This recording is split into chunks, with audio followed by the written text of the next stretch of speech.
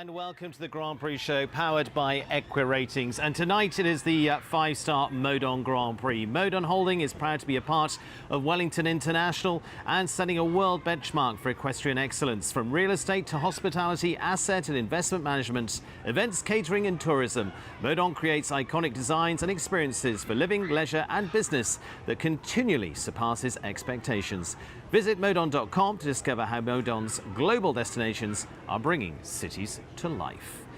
And a warm welcome to our streaming thread as well. Our streaming partner Dodd Technologies, engineering extraordinary experiences since 1983, and discover how to elevate your sports, entertainment and corporate events at doddtechnologies.com. And our streaming throughout, thanks to all that bring it to us, including our stream that is supported by the USEF, supporting sponsor of our live stream, in part with support from the US Equestrian Federation and the USEF network as well. And thank you to all of those that bring it to us here to Palm Beach County Sports Commission as well, spanning 47 miles of pristine shoreline and home to more than 200 hotels and resorts. Palm Beach County also features more than 200 cultural attractions, internationally recognised equestrian venues and approximately 1,200 tennis courts, 160 championship golf courses, something for everyone. To learn more about Palm Beach County Sports Commission, visit palmbeachsports.com. Lots going on in the Palm Beach area, lots going on in Florida, lots going on tonight.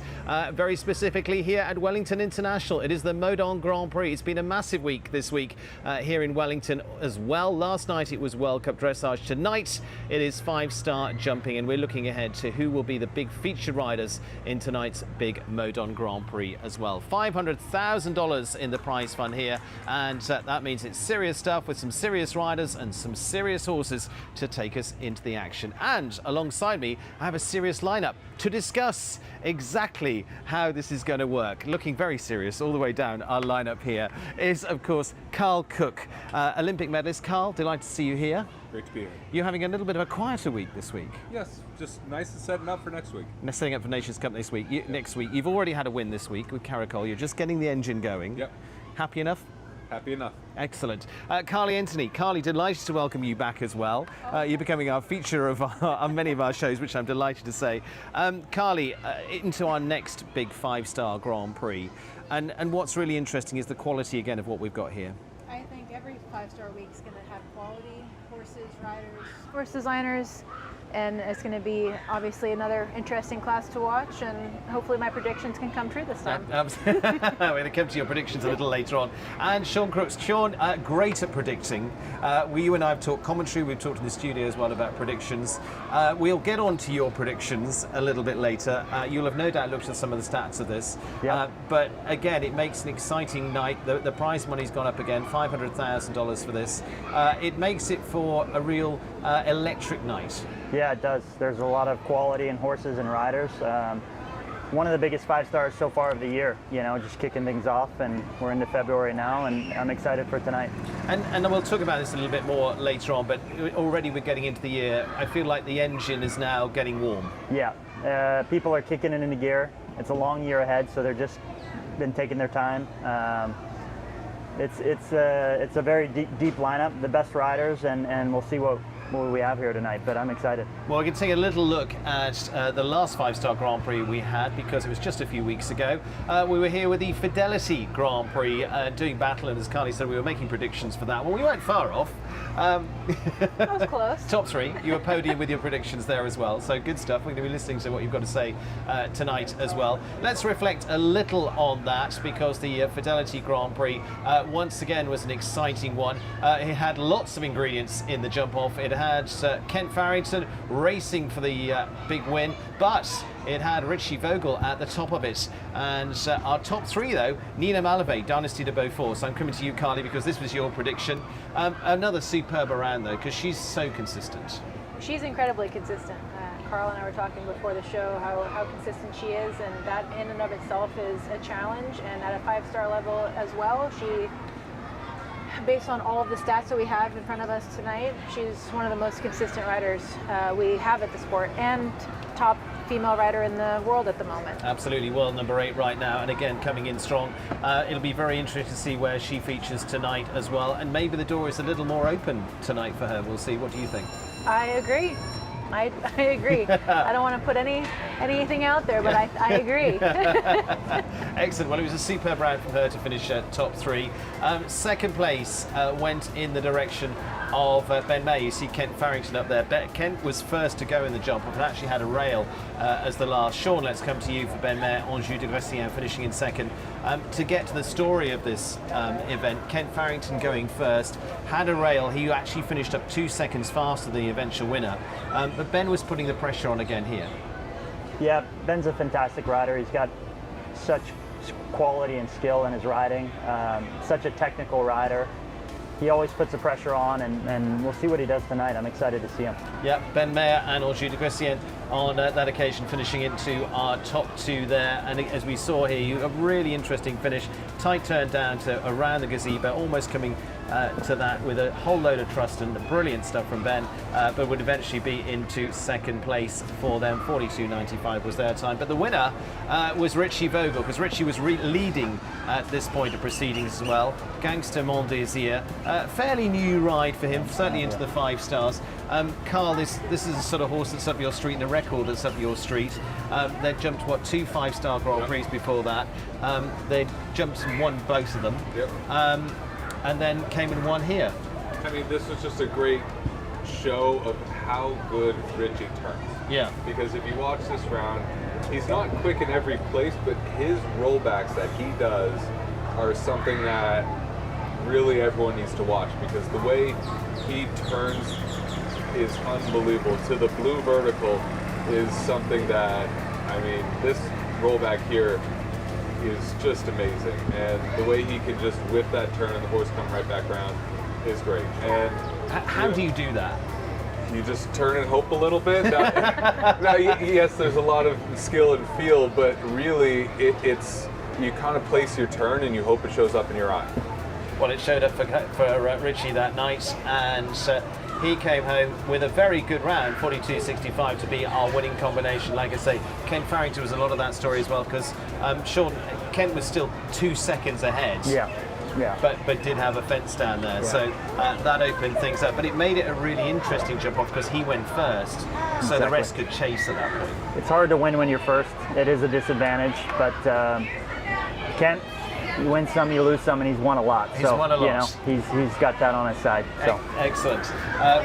We're going to come on to this week as well and look at the Adequan WEF Challenge Cup, which is the qualifier for the Grand Prix. Now, why is that important? Well, also it's important because it goes reverse order of this Grand Prix based on the results there as well. So the winner of that class back here on Thursday goes last in the Grand Prix, and so on and so forth back through. So that one that was second goes second from last, and so on. So let's reflect on that a little bit here as well, taking a look at our top few from that, because as I say, it's going to play out as who is in pole position, and I can tell you in pole position is going to be Dara Kenny, but leading up to that, top 3 for Charlotte Jacobson, Playboy. Carly, you've ridden alongside her. This is a lovely combination. Charlotte is a classically beautiful rider, great style. She has a great group of horses. Also another person that rides beautifully and consistently as well, gives great consistent results. And I think I was really excited to see her on the podium on Thursday, and I'm hoping to see her again tonight. She has obviously a good position coming in third to last. And with this pairing combination, I think it'll be a great turnout tonight. Okay, so Charlotte Jacobs, as you say, will go and be towards the end, and she's had very good runs last year. Here we take a little look at them in the jump off, turning back up to the Adequan fence, and then it was a good old run down to the finish to get things done, to finish in top 3. Second place there, we can see Dara Kenny was leading at that point. Bertram Allen, with basically Charlotte was putting it to bed. Bertram Allen finished in second with Conquest de Rigo. Now last week, Carl, he was out on the grass with Bacino Amiro. He's actually won this Grand Prix twice with that horse. Won the Grand Prix out there for the 4th time. Yep. He's gone with Conquest de Rigo this week, so he's actually sort of moving around the horses a little bit, which is interesting. Yep, and you know, I watched this round 2 days ago, and it looked a little bit like he was feeling out exactly the pace he was going to push. It didn't feel like he was going all out in the jump off. You know, he had clean tracks and a really clean ride, but you could kind of tell he didn't have his foot all the way down on the pedal. Yeah. I think he wanted, a good clean showing without stringing things out too much for tonight. And you can see that weight to the last. There was one less there. If you're going all out, there's one less there. But I think a really super first round and a really great jump off. Okay, so Bertram Allen, nicely set up. Winner was Dara Kenny and Eddie Blue. A horse that actually Bertram was riding for him a few weeks ago as well. Won a class on that. But Dara very much into the winning form here as well. And Sean, he goes last in this pole position in this, and he's going to be a big danger. There's no exception. Yeah, Dara is coming back with a storm. He's won a class already. The WEF. The horse also won a WEF a few weeks ago with Bertram, so the horse is just getting into form as well.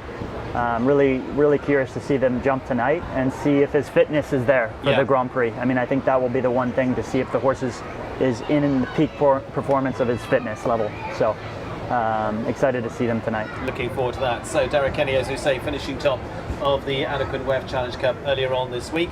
And so we're going to start looking at this week as well. And as we are powered by Equa Ratings, we're going to take a look at some of the stats around those big players here too. Now, 2 caveats for this week. Ben Mayer and Kent Farrington deciding not to jump this week. They're going to be looking ahead to the rest of the season. So here's some of our big players here tonight. Gangster Mondesir, of course, with Richie Vogel there. Now, the 4 rounds there referring to their first rounds. He's got a clean score on that. Obviously does brilliant in the jump-offs as well. And Sean, I know you love a stat. Looking at that, 24 rounds for Nina Malave. Again, clears for her through the first round, 16. That's a fantastic record. It's probably one of the best records in the world at any horse at any stage of their career. I mean, we don't have these stats going back to history, but if you're jumping 67% clear rounds at 160, you're in amazing form. So. Dara matching that up there with 67% there as well. Carl, again for Eddie Blue, as there was Sean was saying, they're just getting back in the groove, but they went straight back in the groove with a win in the Grand Prix qualifier. Yeah, which is great for their momentum building back now that they're back together. But I think Eddie Blue 67%, but it's half the starts and half the clears of Nina. So I think it's the same percentage, but since Nina has so many more rounds in the ring, it makes it a little bit more impressive, but it's still, that's some serious numbers. I know you've got good numbers with Caracol as well. We do our best. We do our best, yes. We'll get to those next week, but I know you have very good numbers with those as well. So those are a few of those to follow in there. Like we say, Charlotte Jacobs, Lily Keenan with Fast is going to be very interesting as well in there. Of course, the winner of the NetJets Grand Prix a couple of weeks ago as well. So looking forward to seeing them back in action. Spencer Smith finishing top 6 in there too. So let's take a look at a few of those rounds as well, because we've got some fast-handed riders that also can be very dangerous in the jump-offs too, because although we get the clear out of the way in round 1, what can happen to them in that jump-off we will see. So let's take a look at a few of the horses here. Let's go back to Bertram Allen, Conquest Rigo, top 5 into the Rolex Grand Prix as well, that was of course here back into last year too. This is when they were giving it all guns from that point of view, Carl. Yep. What's your thoughts? I mean, I was here for this. This was a great round, and I mean, I think we're seeing, given Bertram's previous rounds with this horse this year, we're seeing the same performance that we saw, and it's great, year on year to keep that momentum going, and it'll just make what we get to see tonight that much better. Sean, the thing is with this horse, then we were looking at a 9-year-old who just did so fantastically. Talk to me a little bit about that. Yeah, he's got a lot of experience now. He did European Championships in La Coruña, and he's done a lot. He's got a massive stride. He can turn back like no other horse as well. Really curious to see how he does tonight. And Bertram's such an amazing, fantastic feeling rider. It's always a pleasure to watch. Excellent. So Bertram Allen, as we say, very much in the frame tonight. We're going to talk about a few more of those in there as well. This was the Conquest Rigo, like I say, going to go into the rounds here in penultimate position. Lily Keenan and Faster Carly, winners of the NetJets Grand Prix here back onto week 3. Yeah. It's all working into the history books already. But superbly there as we get a little from that action there. What do we think about tonight? That was when I was commentating. You with were? That was a really great jump off, and she rode that beautifully. The craziest part was, because we had some really fast riders in Yes. there, it looked so slow, but it was because it was so smooth that she's incredibly deceiving, especially with this horse. I mean, he lives up to his name, but if she hits a good pace and she makes those turns like she did that night, I think she stands a good chance to win tonight.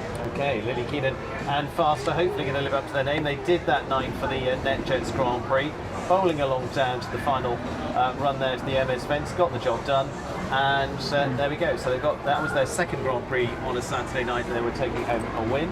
McLean Ward, High Star Hero. Sean, let's come to you because I know you're quite keen on this pair. Yeah, I think they're due for a big win. McLean's such a master at planning and picking his classes. This week so far, he's kept the mare fresh, only jumped one class. This is my pick, I'm calling it now, but he's an amazing rider, one of the best here, and just is so quick when he gets in a jump off. He can turn, he can leave strides out, so precise. This is the Grand Prix like this, McLean finds a way. He's won this Grand Prix 3 times Exactly. with Azure. Exactly. And going back, he's won it again before that. So I mean, he's got form here. I didn't know that before I said my pick, so that You makes see, me feel I'm even just more backing confident. You up here. I'm just backing you up, adding more fuel to the fire. I like there. that. Although he did say High Star Hero is a mare, so, you know. couldn't- My bad. High Star. Sorry, High Star. An amazing talent. Amazing talent. Yeah. Amazing talent. He won't hold it against you. Okay, let's take a look at a few others that we've got into play as well here tonight, because we've got some big players in here who are dangerous in the jump off. Let's take a look at some of the clear round race in jump off. James Cancruz, Shane Sweetnam, Lily Keenan and Faster, 85% clear from the group there for James Cancruz. 18 podiums there, Carl. I mean, that speaks for itself. I mean, the horse is clear so often, and it's always quick. It gets a little bit hindered sometimes because in some of the tight spinning jump offs, it can't really go that fast. Yeah. But if it's open, you get a gallop. That thing's one of the fastest horses out there. Speaking of Faster, 60% clear round rate and 6 podiums there with Lily Keenan. So, Carly, backing up on the stats there. I mean, yeah, 60% is not a bad place to be. 3 podiums, and recently too. So I wouldn't say it was over a long period of time. She's on a roll, especially with this horse, and if she gets in the jump off tonight, she could possibly be faster than.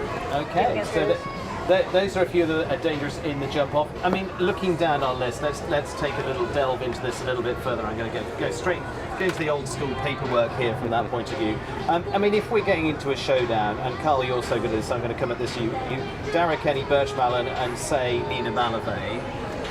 Which direction would you be going in? What's the gut feeling as well as the stat feeling? I mean, personally, if I'm going those 3, I'm going to go Bertram tonight, just because he kept some in the tank in the WEF, and we've seen him go crazy fast in the past. I think Dara definitely is capable of doing it. So is Nina. But for tonight, I would go between those 3. I'd go Bertram. Carly's digesting. Go on. Give me your thoughts. I'd agree, but I would also have to give. I'm going to say Nina, but that's a hard thing to pick. Yeah. I think if you have all 3 on the podium, you've summed it up. Now, it's anybody's win at that point. Bertram's fast, but I think Dara wants it. He obviously showed that in the WEF, and I think it's Nina's turn to win. Sean? Well, back to You've given this some thought. Yeah, I know that. like it really depends on the horse's fitness, and these riders have asked a lot from the horses already in a jump off, so I think we'll see. I think if any of those horses have been showing enough to do it again tonight, because really that's 5 rounds that they're going to need to have jumped this week. So that's a lot. Early in the year, the fitness is going to play a key role. That's why I'm picking a 4-fault, person maybe over some of those guys that ran. Yeah.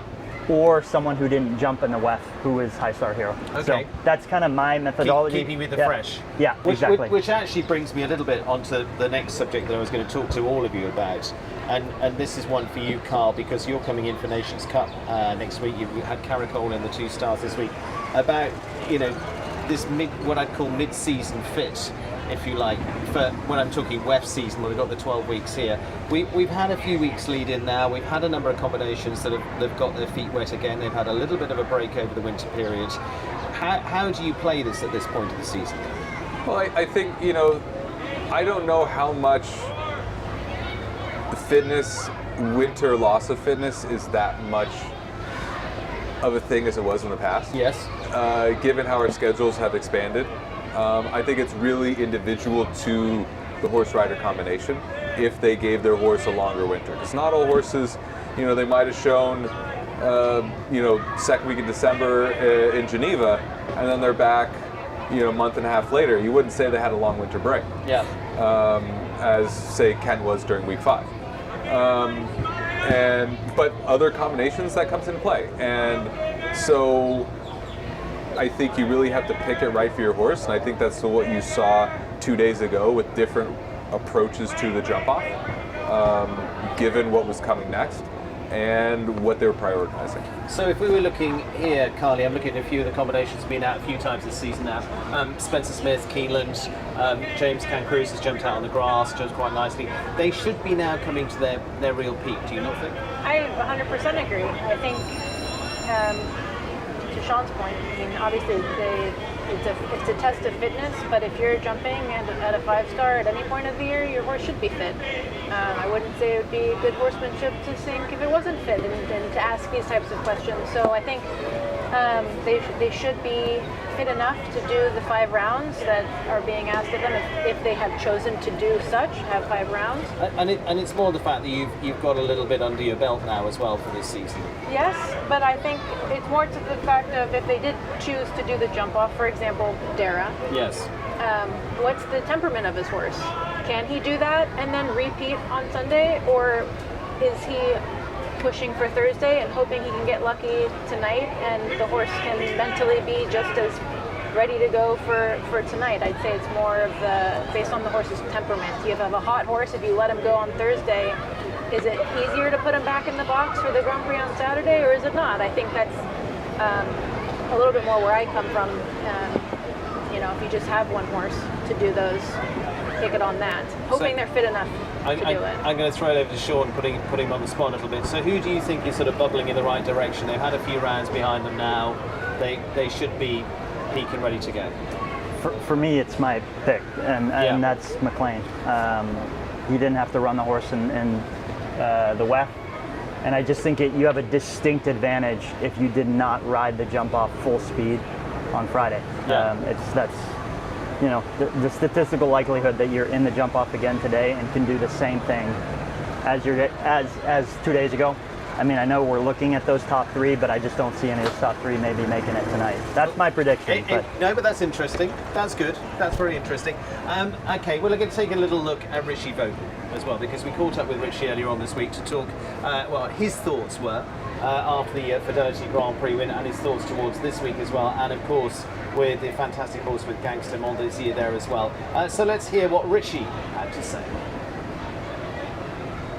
It's very important for us. One major point for me, for myself, is always bring a couple of young, promising, up-and-coming horses here. And my biggest advantage here, I find, is I can spend a lot of time with my horses and always find a couple of new or different partnerships, bring up some horses. It's a great arena to give the horses confidence and then bring them up into the top level. I always think if you come out here strong enough, you're very well prepared for the rest of the whole year. And we always like to use that as a bit of a step up in order to get ready for the summer in Europe. It's always nice to start in a good way. If you can be able to start with a win in the first 5-star, you couldn't wish for anything more.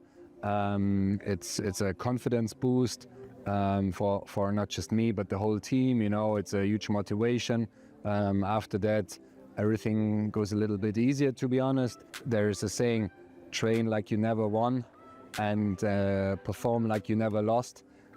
So I think still in the training and everything, we have to be focused and we shouldn't be too sure about things. We're happy about the start, but now it's about to maintain everything, that it hopefully keeps on going that way. Gangster's personality is quite various. At home he sometimes can be almost a little bit lazy, especially in the flat work. That's not his favorite subject. There you have to be the motivator a little bit. When it comes towards jumping, he gets a lot more blood, he gets more excited, he gets more motivation. And there sometimes you almost have to calm things down a little bit. He gets really brave, and the jump itself makes him excited and motivated. He feels like a lion. He has a very big heart, and you feel like you can jump anything. We're always willing to beat your colleague. I'm very close with McLean, but I'm always happy if I can beat him in the ring. And actually I almost have more drive to beat him than to anyone else, Same with Kent there. He's known as probably one of the fastest riders in the world. If he's having a good day with Korea, if he leaves that pole, or if that pole stays up, the class kind of is over. So yeah, there was a bit luck on our side. But he'll be back out and he'll be back in top shape. We try to beat that as well and try to beat him again.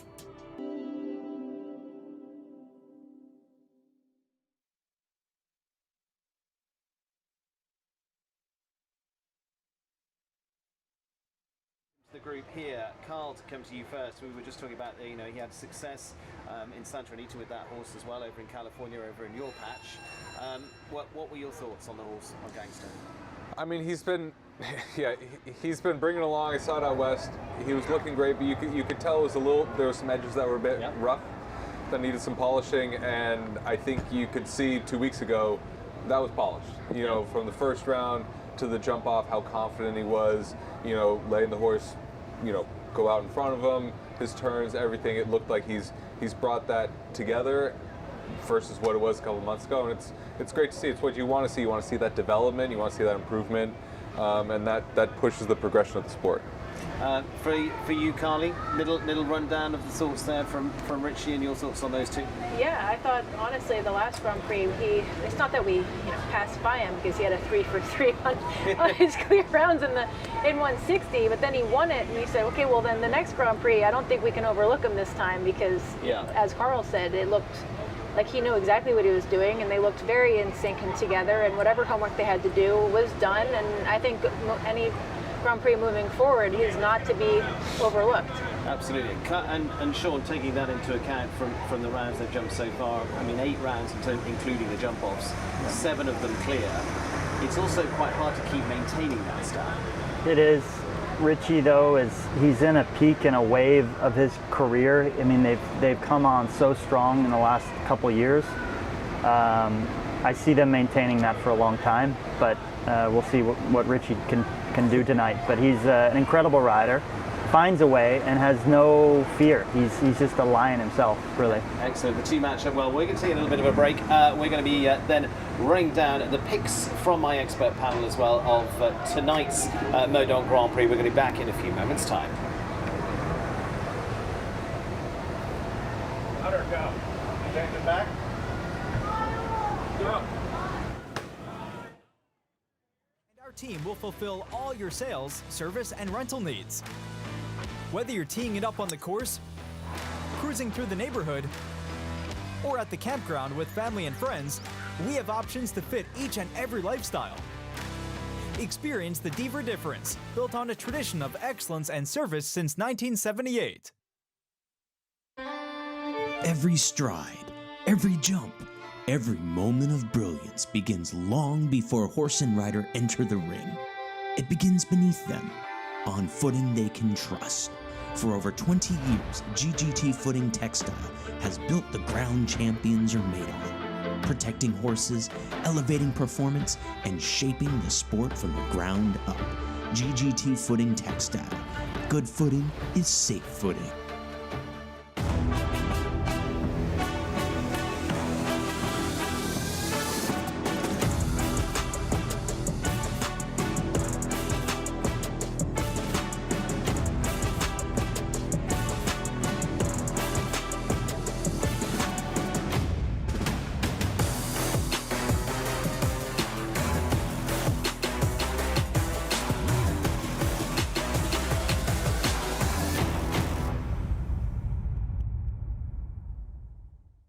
this is the easiest sport for the best competitor to lose. Our job is to give an objective and intelligent conversation starter. Here you go, now you're off. Our sport isn't simple, so you've got to help people. You've got to help people get in. Seeing a young person fall in love with a sport is magical and brilliant, and I would just love that to be equestrian sports.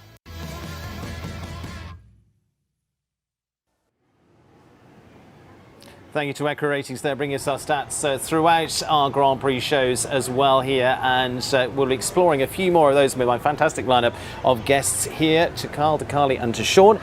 Very good evening, and so far we've been delving in with who might be our winners tonight. We're going to take a look at the start list overall, because we've picked out just a tiny percentage of who's competing here tonight. 31 combinations going in tonight's Modon Grand Prix as well.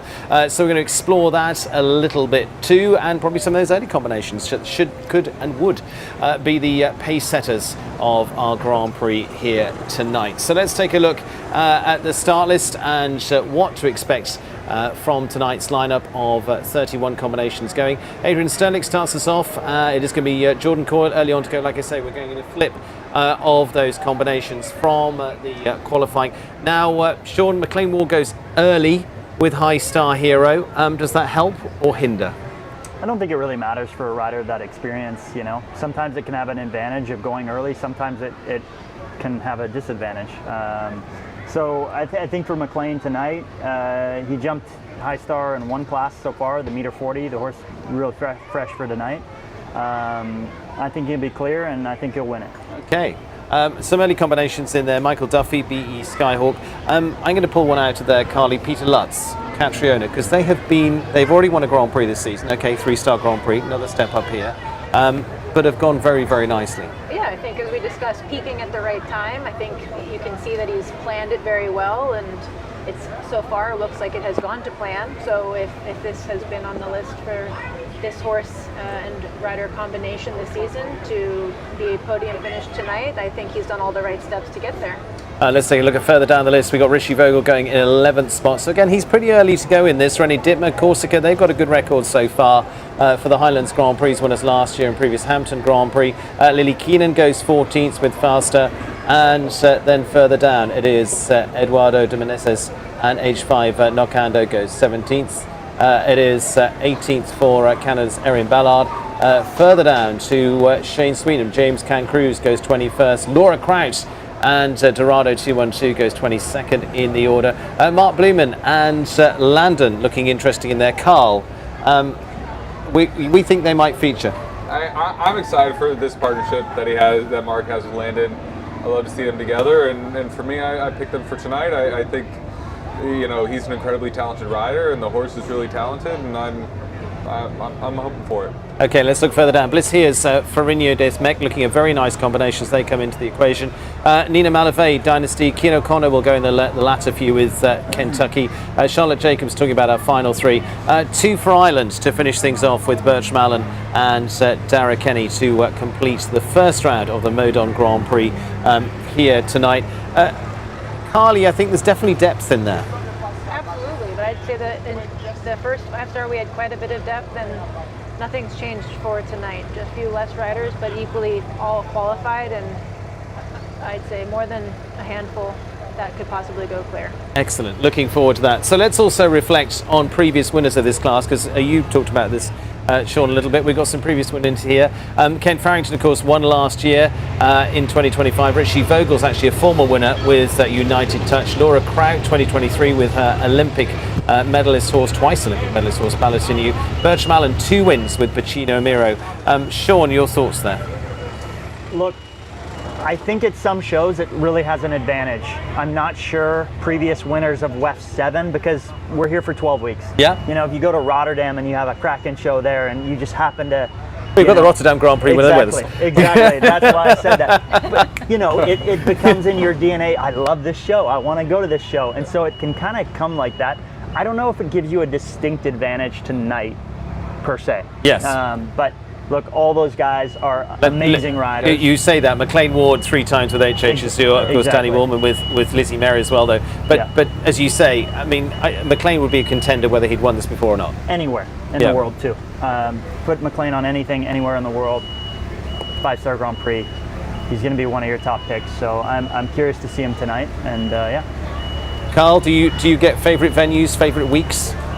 No, I'm not going to make you run down the list. Favorite venues, sure, but you know, to Sean's point, you know, this is 12-week circuit or more. The main circuit's 12, so I think that's spread out over many weeks. It's not like a single week show. Carly, previous wins, anything making any difference to your thoughts there? No, I think it makes you hungry to win more.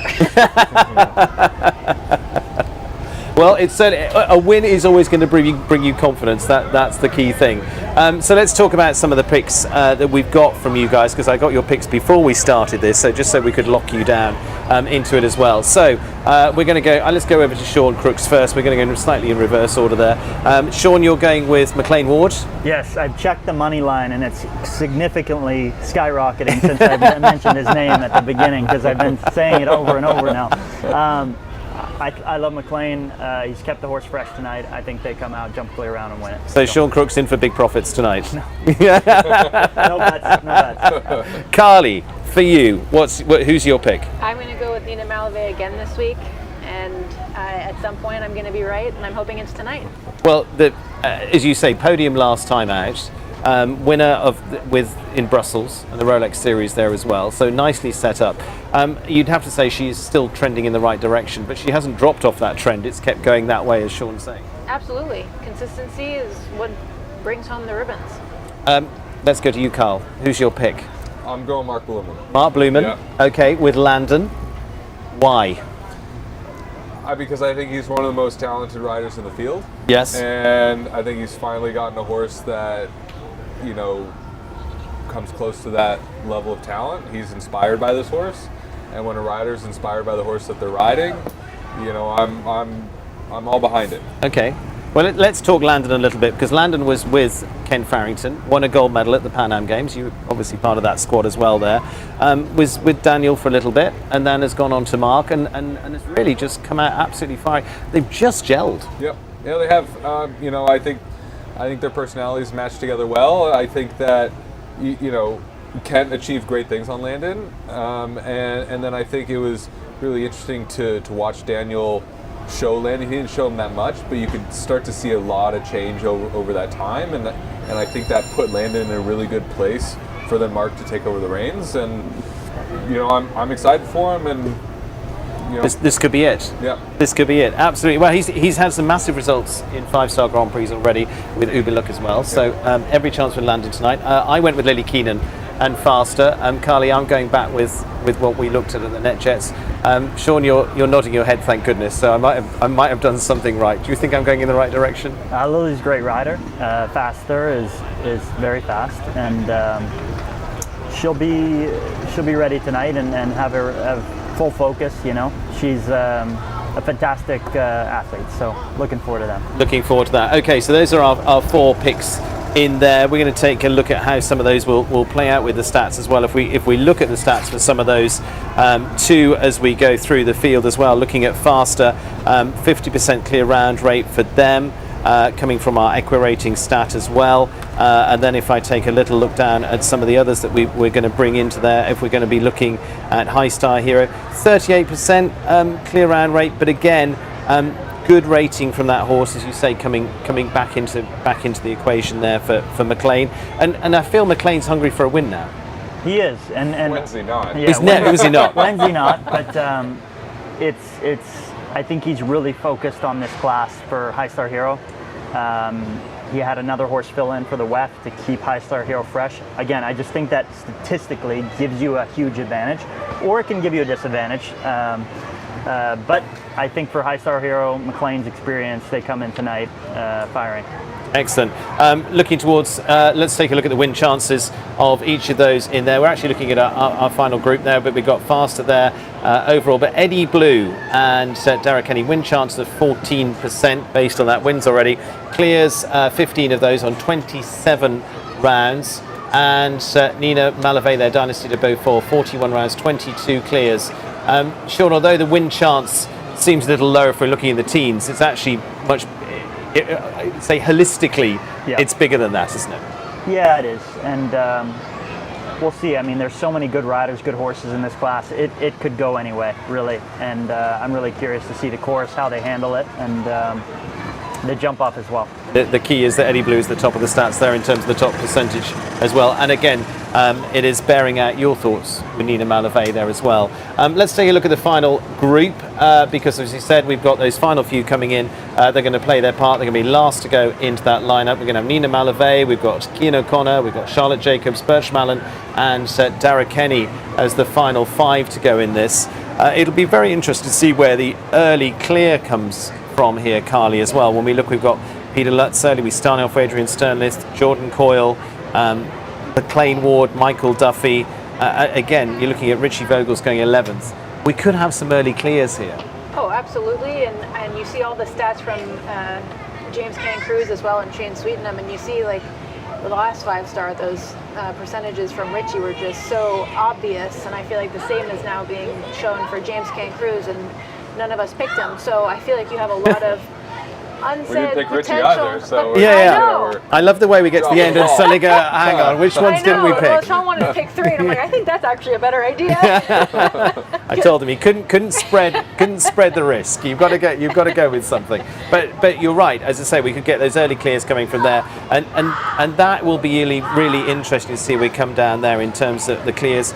Statistically, we're probably looking at about 8 clears in this. But Carl, I think it could come out very strong. We got Katie Dynan with Out of the Blue early on, Lily Keenan early on in that first half with Faster. We could have 4 or 5 clears out of that easily. Absolutely, or more. And it really changes the nature of the class, because there's kind of like a pressure valve until someone jumps clear. You know, the longer it takes for someone to jump clear, like the more that pressure builds. And it's quite interesting if you have an early clear, it kind of relaxes everyone. I'm talking like in the back, like, oh yeah, we can do it. We're not, trying to summit Everest blindfolded, like that this is possible, and it changes the nature of the class and in unpredictable ways, and I think it's going to be a really exciting night. Big advantage though, those going late on there. Dara Kenny with pole position if he's clear. But I'm looking there, we've got several for Ireland in the final few there. I think the Irish could play a big part tonight, obviously, because they've got 3 in there. You've got Cian O'Connor in the final few, Birch Mallon and Dara Kenny. Sean, your thoughts on the Irish challenge? I think they're going at the end because they gave a lot in the jump off the other day. We'll see if they can do it again. I find that they don't have an advantage being there because they've already asked their horses of a big speed test on your approach is keep your powder dry in the Grand Prix qualifier. Exactly, and I think you have an advantage if you didn't do that speed class on Friday.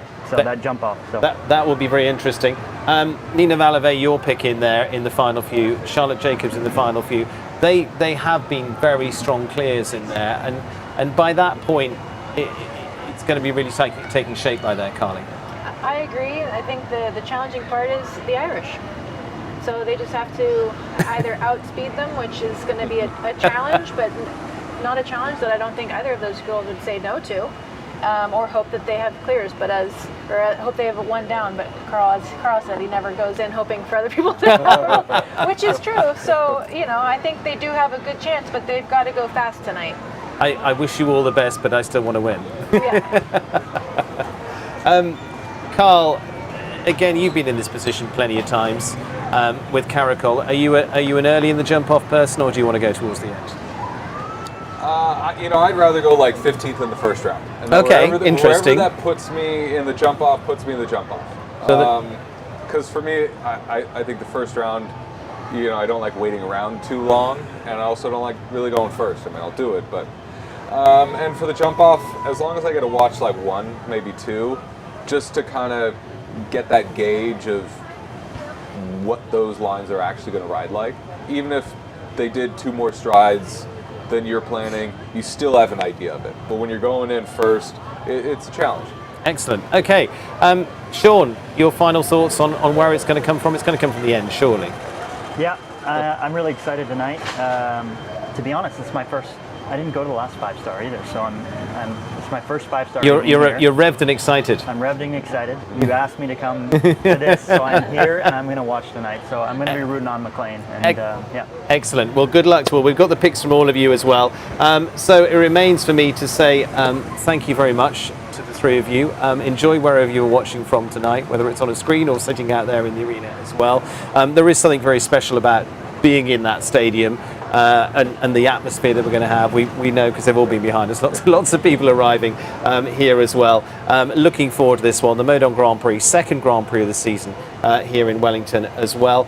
Good luck with your picks. Carly, we'll see if we're back on the podium as well. McLean for you, Markey for you as well. I'm going with Lily Keenan.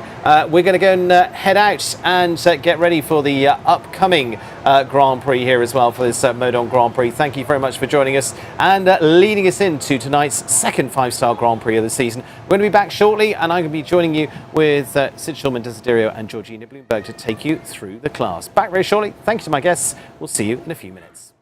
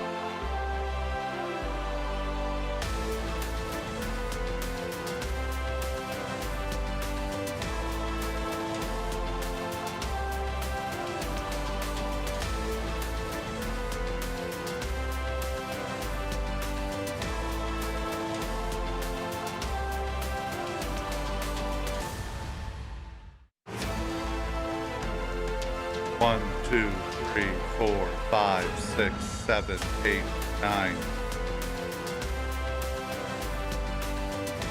10, 9, 8, 7.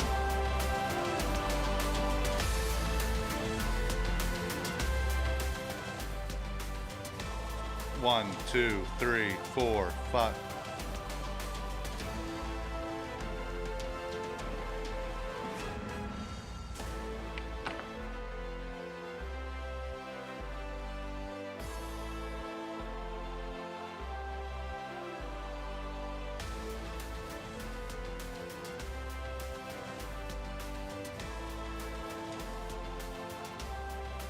Check. 1, 2, 3, 4.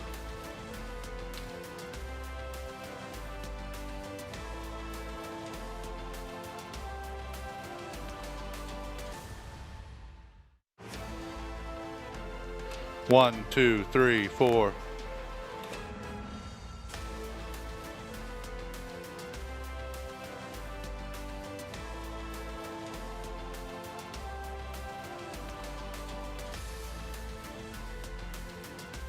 Talking on spare. Check. 1, 2, 3.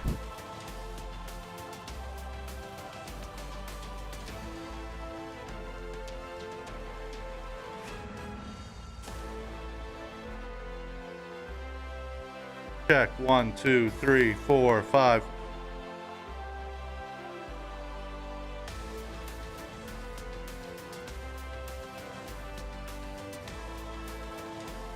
Copy.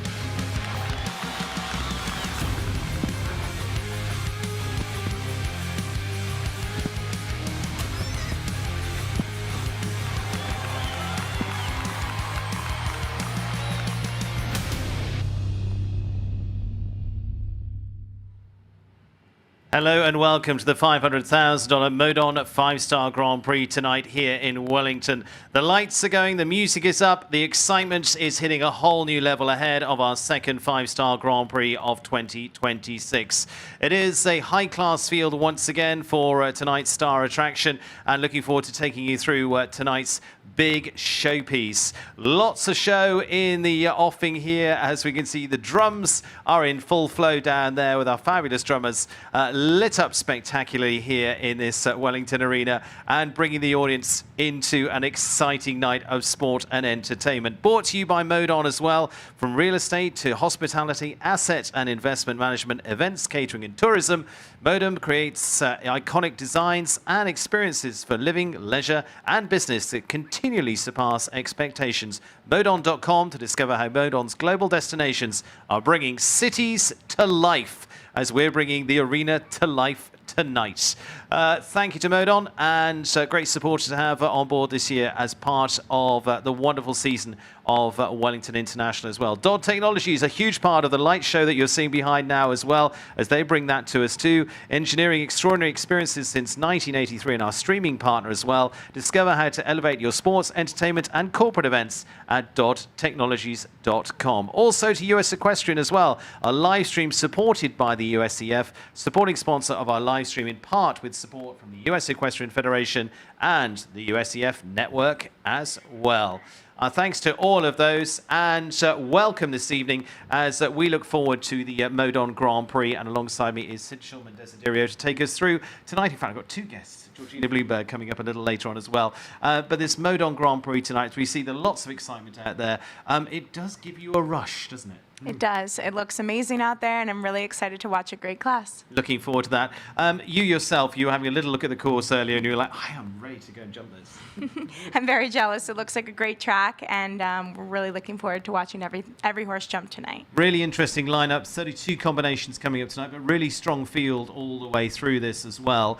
They'll go in reverse order of the Grand Prix qualifier earlier on this week too, in the Adequan WEF Challenge Cup, which was won by Dara Kenny of Ireland, former 5-star Grand Prix winner here as well. Last year's Grand Prix here was won by Kent Farrington. We have an all-star lineup, and looking to emulate Kent this time is Richie Vogel, who won the Fidelity Grand Prix here 2 weeks ago. Sid, could he do it again? For sure. If you have to count on anyone to win, I think that you're safe betting on him.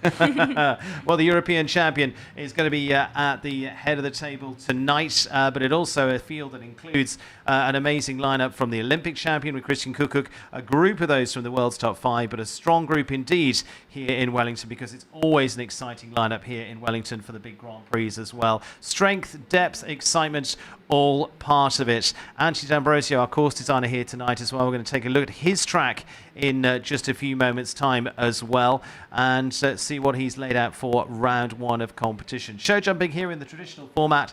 Those clear go on to the jump off to come a little later on, as we saw an exciting showdown for the Fidelity Grand Prix 2 weeks ago. Now it is the Modon Grand Prix on the table. So the tension for the riders round the back now, this is where all of this adds into that. You've got to sort of put yourself in your bubble, haven't you? Yes, I think at this point in the sport and at this high of a level, every rider knows how to lock in and focus and do their job. So, little thoughts from you. You've had a look at the track. We're going to look at it in detail in a few moments' time, but overall thoughts on what's been set tonight by Ashley. it looks like a great course. It walked really nicely, beautiful jumps, and the course seems like it walks really smooth, and there's a couple options, so we'll see what the riders decide to do, and it looks quite big. It looks quite big. I was going to say, I'm waiting for the part that says this is a 5-star Grand Prix. It definitely walks like a 5-star Grand Prix, and there's a lot of money tonight, and I think that it walks appropriate. Coming in with a reverse order of qualifying from earlier on this week as well. We've got 3 coming in the last few for Ireland. We've got Nina Malavey in there for France as well. Is out of the world's top 8 right now. How good do you think she'll be tonight? I'm rooting for her, always female supporter rider. She's incredible. She's a prodigy of a talent, and I would not be surprised she ends up winning tonight. Okay, certainly would not. She was top 3 last time around. Ben Mayer and Kent Farrington were in the frame last time. They've decided not to jump this week, which is going to be very interesting because they've got a big season ahead, so they're going to come out firing over the next few weeks as well. It is looking forward to this.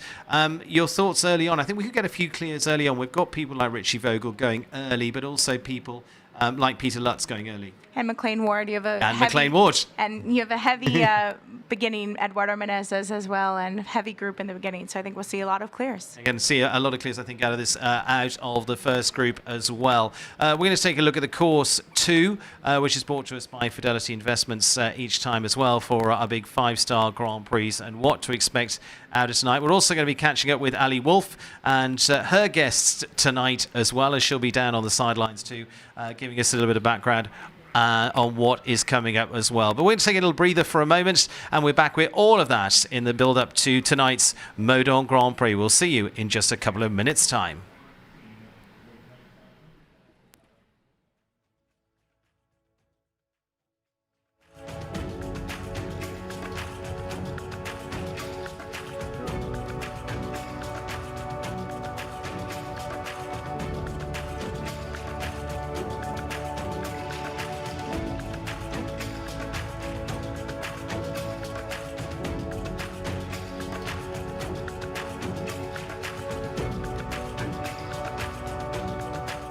At Palm Beach Equine Clinic, we know your horse is not only a superior athlete, but a part of your family. With more than 30 veterinarians, 4 board-certified surgeons, and the most technologically advanced equine imaging suite in the country, our team has all the skill sets required for accurate diagnosis and successful treatment. Palm Beach Equine Clinic is committed to providing exceptional service and care for both patients and owners. Visit equineclinic.com today to make us a part of your team. Florida Coast Equipment understands the equestrian way of life, and everything you introduce into that life should be uniquely created to perform within it. So, we created the Kubota Winner Circle Tractor Package, designed exclusively for riders who expect uncompromising power, precision, and performance. Because every seasoned equestrian knows it has to be a Kubota.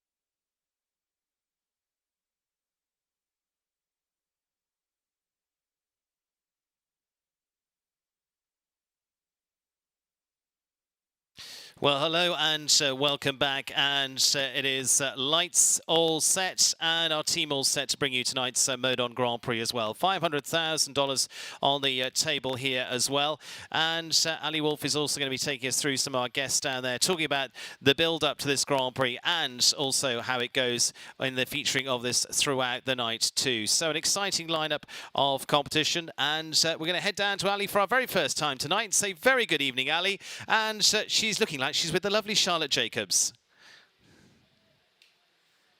Some of your on the course, 13 numbered obstacles, 17 jumping height fences. What is your take on some of these related distances or some of these beautiful fences? I think it's a good track for tonight. I think the wall straight away at jump 3 is going to be a tall task, and then down through the triple, it's very delicate coming in, and then Scopey coming out, so he's asking all the questions. The last line, I think, is going to be difficult, so it's going to take some jumping. And now you're riding Playboy, whom you've had for several years now. Great partnership. How do you think he's going to handle this track? I think it's a good track for him. He's a Scopey horse. He has plenty of ability. This is his first 5-star Grand Prix this year, so we're looking forward to it. Now, when you're walking into a ring such as this, I mean, what does the atmosphere feel like for you and for Playboy? It's amazing. I mean, he loves this this type of atmosphere. It's awesome. Saturday nights in Wellington, it doesn't get much better. And the jump off, how's that looking? It's good. It's hopefully, I'm sure it's going to be a fast jump off. Hopefully plenty in it, and it'll be entertaining tonight. Super. Well, we wish you best of luck. Thank you so much, Charlotte. Back to you, Stephen. Super. Thank you so much. Okay. Thank you so much, ma'am. That was great. Good job. Having her cue you helped out tremendously. Yeah, that was hard for me to do too. I hear it like blah, blah, blah. 16 jumping efforts, and as we said, Anthony D'Ambrosio, our course designer here tonight, has built well World Cup finals, many big five-star Grand Prix as well for this Modon Grand Prix here tonight. And we'll take a detailed look at the track as well. And so that is what lays ahead.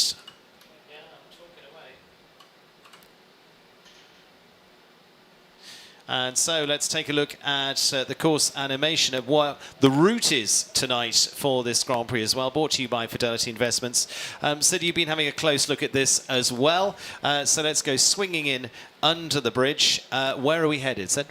We start with a tall left lead vertical on the rail right past the screen, and then they're going to do probably 8 or 9 strides to a big oxer, the pink rails. They do a rollback on the skinny wall. These horses at this point, at this level, should not have any problem with that. Then you're going to do a little wide in 7 to the middle line, the Liverpool oxer. Should be a little easy in 5. Then you gear up for the triple bar right past the screen. It's a big jump. Now, there's a real corridor here, isn't there? Yes. This is a hard line here into the triple combination. It's going to get a little easy in 5, and then to your double, vertical, oxer. The verticals are very tall. And then if you need a number for time allowed, because 77 seconds isn't much for this course. We'll see how it plays out. We'll see how it plays out, but there's about a 10 strides there. Yeah. Then you roll back on the Mars oxer, the blue oxer. And then you bend to the gold and white double, 9 or 10 strides there to the 1. And then a very short 4 to the Hermes Liverpool vertical there into the end of the ring again. And then we're back down in front of the Modon International Club. This is a big finish, isn't it? This is hard with the Rolex double there. And then I think you're going to see some massive movers try for 5, but it'll be very short in 6 to that last jump. Okay, so that is the course, like you say, 77 seconds for this. Thank you to Fidelity Investments who bring us our course animations each week for the Grand Prix as well. And setting up nicely for tonight's $500,000 Modon Grand Prix. Those are the stats. That's what it looks like. And final preparations going underneath. Flag flying and ready to go into a big night of competition here as well. We're just a few moments away with our local schools all involved as well to take us into tonight's Grand Prix.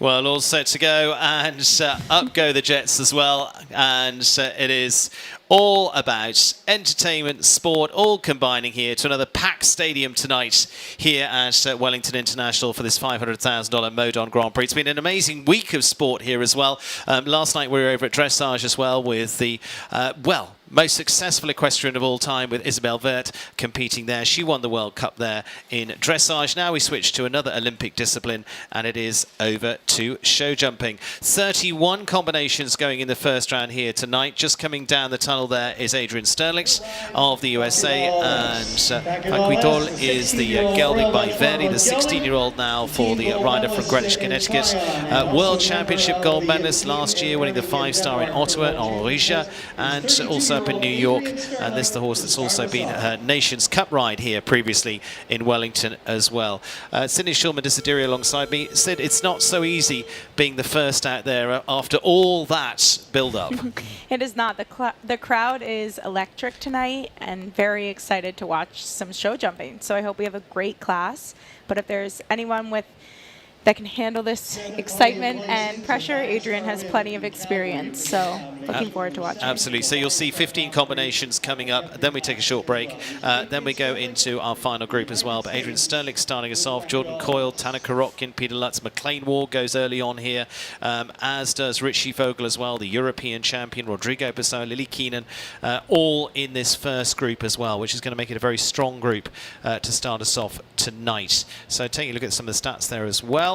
Clear round rate 19% for the world ranks just outside the top 100, 111 for Adrian Sterlix right now. So Sydney, starting us off, back to the wall So here she- at 3. Yep, she just did the 8 nicely, and then he has no problem with the wall. This horse, she calls him Tito in the barn. Oh. Oh, a splash. It's going to be wet jumpers, I'm afraid. That's But okay, they're both up, I can tell you. unexpected. Yeah, unexpected, but I can tell you they are both... there we go. He's having a little look around. Adrian's catching up. Unfortunately, early end to the round for them, but as you say, unexpected. Unexpected, yeah. They've jumped huge classes together, and I'm sure we'll see them again jumping massive classes again. That's not normal. for No, them. that's just somewhat out of character there, Show unfortunately. jumping. It's sport. That's If the every sport. day went perfectly, we would all be winners. Correct. Yeah, absolutely. But the key part is there you see them absolutely A-OK, hopefully. So we will see. So, but there, Adrian walking on out. Look, she still has a smile on her She face. does. She knows there's another day of horse showing. Swiftly takes us on to Jordan Coyle now of Ireland's Calcourt Particle. This stallion that was British produced by Spartacus, was actually ridden by Joe Ferneyhough back in the UK. Comes from a terrific horse family there, over into the West Country as well. And more recent times going to Jordan, who had an amazing summer last season at Spruce Meadows as well, with win after win with a horse called For Gold. That's finished on the podium here. But this is the second 5-star Grand Prix for this ride as well, so it'll be really interesting to see this evening. So let's get back underway, Sid. This time with Right. Jordan Coyle. Yep, so he walked that line as well. This horse has tons of scope, and Jordan is such a strong rider. So this should be a good example of the course. He added one more stride there after the horse jumped the wall and made it no problem after that when he landed.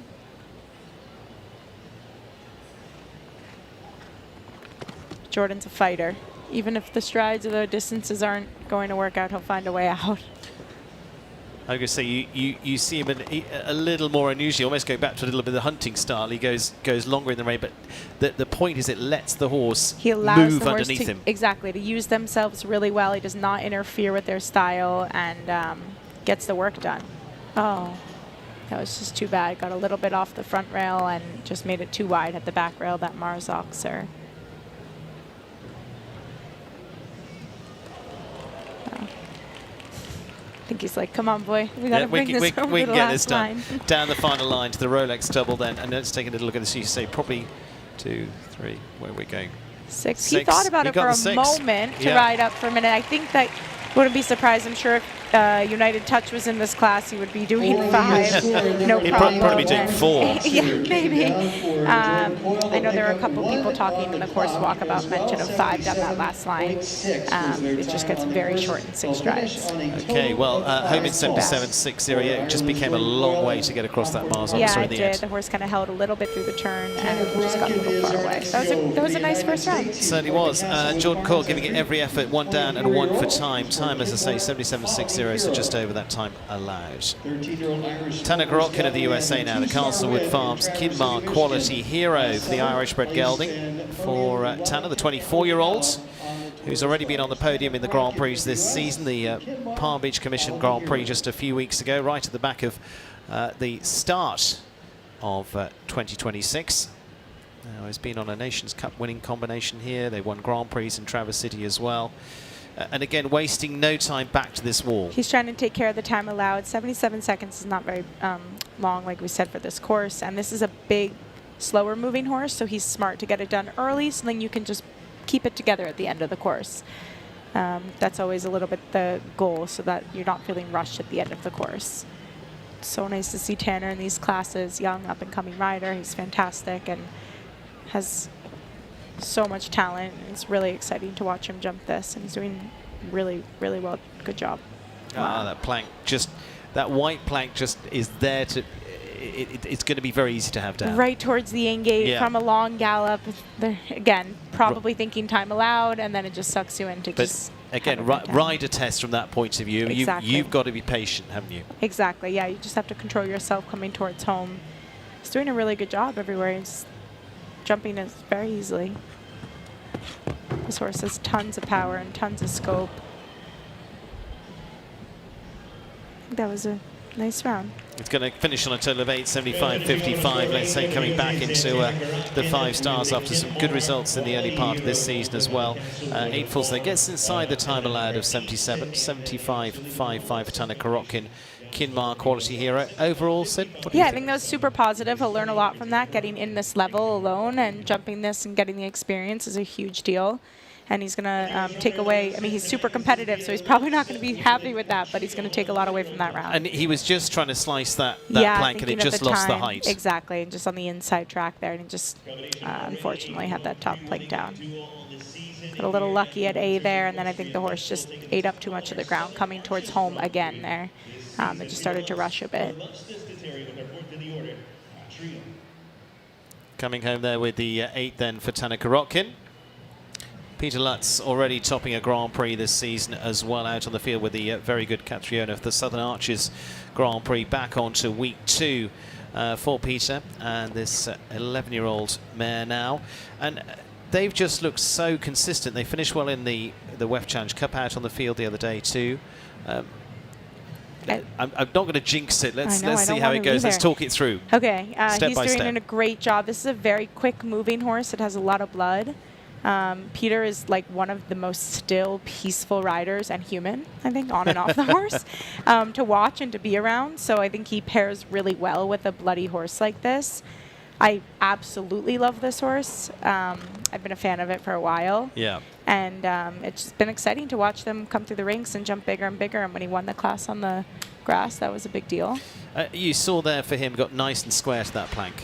Yeah, he really took a moment. Again, like we said, with this style of horse, I don't think he has to worry about the time allowed. So he was able to add a stride there and just take a moment. I always have a running joke with Peter that I'm always racing after him in the classes. He's a very fast rider. So on a horse like this, it's more about taking the time. Yeah, the horse just rushing a little bit, coming towards home, getting a little strong. That was a good round again. It is, and just going to be a little for time there, 78.01, so they're going to give them 2 for time, 8 for jumping, but she's coming up nicely into the 5 stars now, isn't she? He should be really excited about that. I think he will be. He's a great horseman and sees the whole picture and not just the one round, so I think he'll be happy with that going forward. And just 2 light rubs, and the rest of it was a beautiful round. That was too bad there. McLean Ward, a 6-time Olympian, 20-time World Cup finalist. The course looks like it's riding really nicely. Very similar to how it walked, no tricks. And the horses are jumping really well. And it's laid out for you. You've just got to go and answer the question. Exactly. Easier said than done. McLean Ward is a man who's very good at answering the questions. The world number 10 with Mike Smith's high star hero now with gelding by Zazu.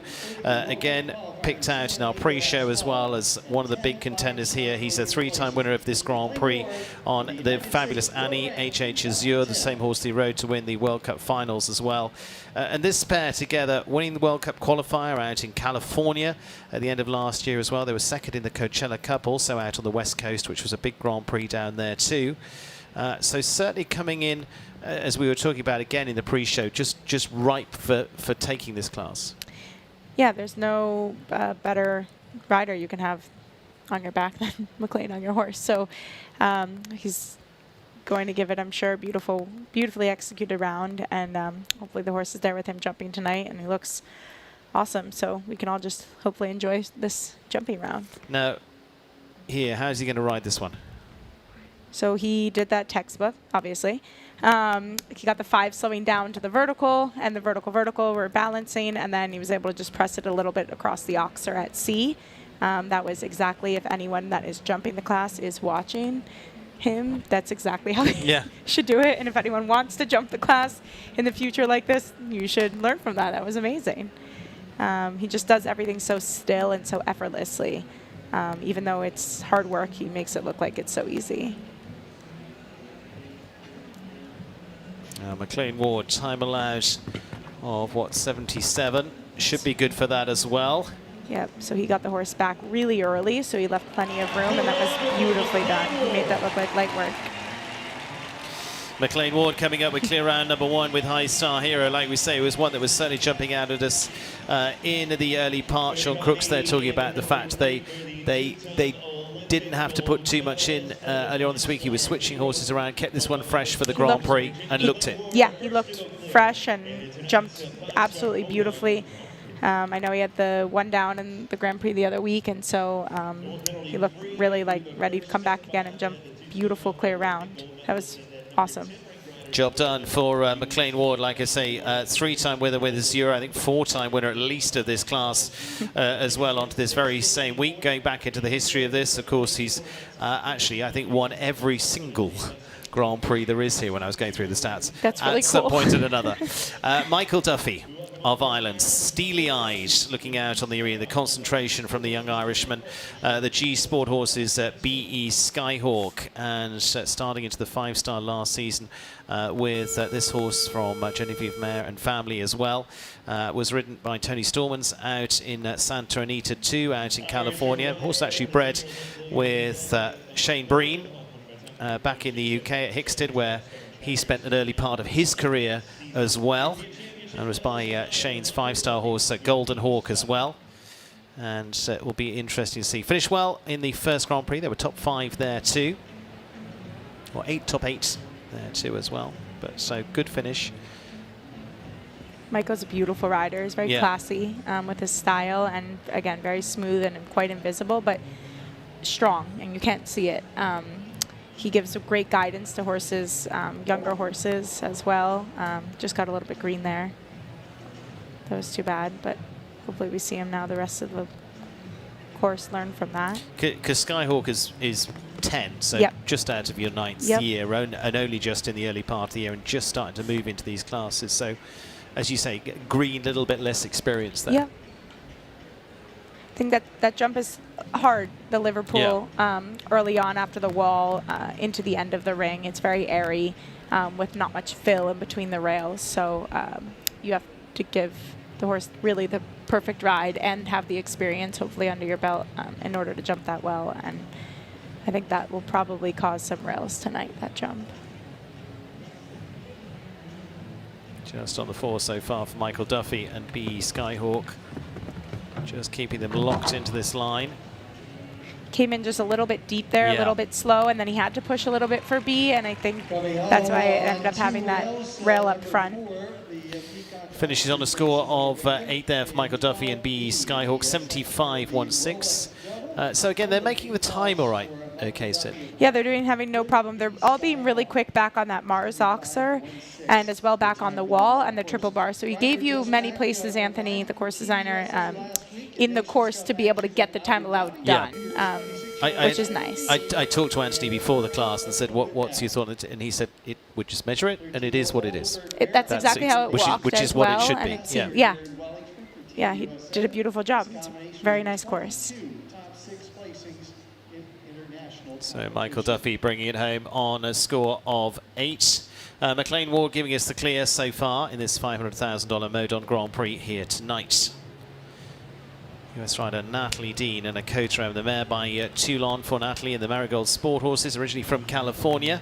Now, lovely to see this pair back here, Sid, as well. They jumped in Aachen. They've taken a bit of a break with this horse since Monaco last year, so we're looking at sort of July last year. Jumped to the 2 stars and just readying back into this with this horse that's got loads of experience with Natalie as well, including Natalie, of course, has been a winning US team here in Wellington before now. This is a really fun pair to watch. This horse, if you stand next to it, actually could maybe end up measuring for the pony jumpers as well. It's surprisingly extremely little.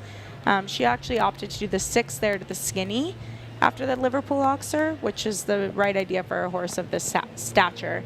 She did that really well, and then that set the horse up really nicely for the triple combination. It just jumped that beautifully. But is that going to make it a little bit harder? You've just got to keep adding all the time to make up for that. But yes, but the stride on this horse and the other lines and across the ground is very big, so I think if you just pick the right step off the ground for the horse, then around the ring you can let her open up her stride, and you don't have to worry about the time. That was really too bad. She just gave in a little bit. That was a place where if I was on one of my small horses as well, you would maybe think about adding, but in a 4-stride line it's very hard to do 5. So that was, again, one place where she had to do the 4 and ended up just catching up to her touch. That was too bad. So Natalie Dean just on the 4 with Equestrian there. So she finishes on 4, goes into second at the moment. But you'd have to say, Sid, a nice return back to the ring. Great. She jumped it easily and beautifully, and they look confident, and I'm sure she'll jump the rest of the 5 stars well this winter.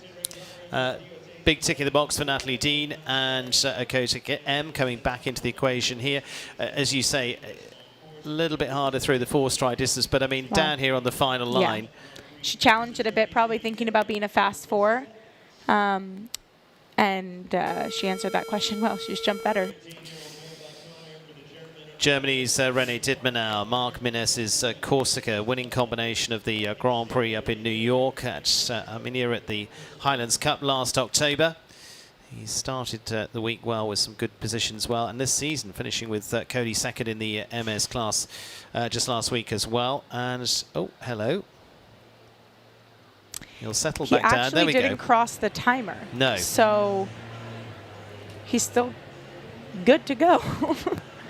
Hopefully, all right. Yeah, time's just started ticking away, so he got away with that. Yeah, he did. That was very, you could see his experience in that moment when the horse obviously froze for a second, but then he just said, no, we're going forward. Right. And we'll try it be again. calm, we'll do it. Yep, and that's too bad there at the front, and just overrode that a little bit with, fair enough, after how the beginning started, and just had that front rail down behind.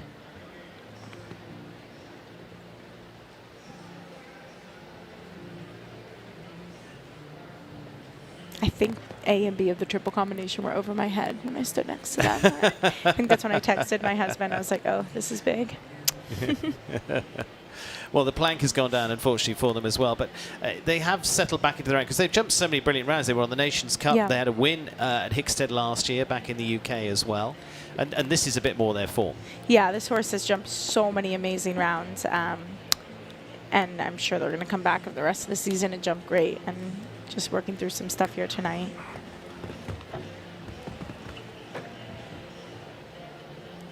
Just unfortunately a little unsettled early on. He's deciding to retire before they get to the close there for René Dittmann and Corsica. So René retiring out of one of the, what is actually generally a very consistent clear round pairing indeed. As we see back at the start, as you say, they did not go through the times. Where you see the Rolex there. Yeah, that's is where look, the timers you could are. see him actually pull the left rein and kick it forward away, because he also obviously realized that.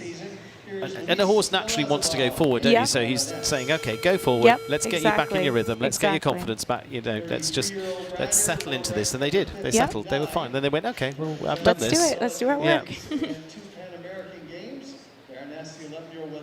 Now to Luis Fernando Razabal and Baroness for Leanne Ablin.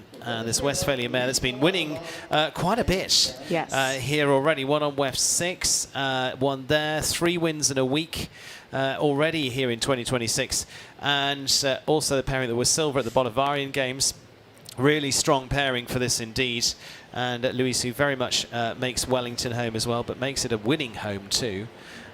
What's your thoughts here? He's a fighter. I love watching him show, and I like competing against him. He makes me, I feel like, have to be a faster, better rider. You like getting gritty, don't you? Yeah, I do. I do. And competing against him, I have to raise my game, because he is normally the one to beat in the classes. That was just too bad there. Had the Liverpool down. Again, the front rail behind. The horse just held off the ground a little bit and just caught up to him at the size of jump. There's not much room for error. Oh, man. Catches the middle part of the triple there.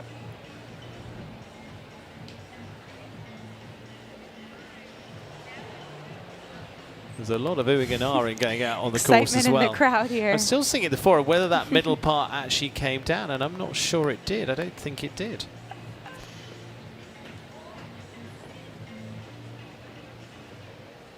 Just on the 4. All right, that's Gets a little bit deeper into the Hermes fence. Works for them. It jumped that Liverpool really well, actually. The Hermes, after it had the front rail of the other one. Oh, that's too bad. You could hear him say, whoa. He knows the horse is getting a little aggressive coming towards home. That was Too bad. Finishes on a total of 8:76.88 for their Luis Fernando Lotharbel and Baroness. So 2 down for them as well. And then just see the knockdown early on at the Peacocks at the water. Rail, yeah, back rail there. And then here at the triple combination, like I say, we thought this had probably gone. But actually, I think I don't think, I know, he got away with it, which is, you take those when they come. But there, a real, look at that, so absolutely cool. bounces. That's amazing. If that had been for a clear, you'd have been looking to the skies tonight. Totally, for sure. World ranked number 6, Richie Vogel, the European champion and the winner of the Fidelity Grand Prix here 2 weeks ago. Former winner too of the Rolex Grand Prix here in Wellington. Richie with this pair, Gangster Mondesier, terrific records so far, including their jump-offs. They've been 7 out of 8 for the clear round so far. And this horse that was with, he was talking about this earlier on this week, was with Cian O'Connor for a little while as well, before coming to his stable. Wow.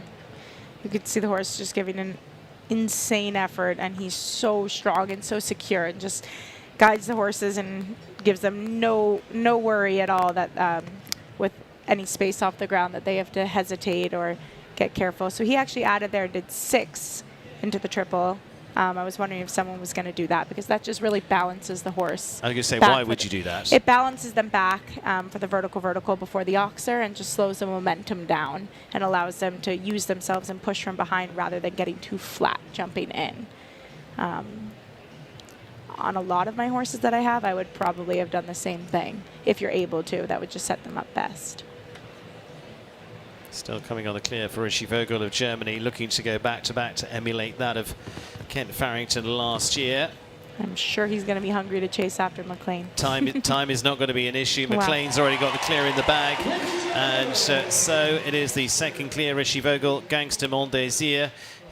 Richie talked to us earlier on this week about, the friendship and the friendly rival with McLean, and so that is going to be back game on tonight, Sid. It'll be fun. I can't wait to watch. The two of them are going to have fun. They love going against each other. I remember a couple of years ago we were at Aachen, and the two of them were just one and the other was winning everything and just battling. It was 1-2, 1-2. They're amazing. And it's fun to see them then go head-to-head together in a class like this. We're lucky. Brilliant piece of riding from Richie Vogel once again. Here to the Rolex. That horse jumped an outstanding round.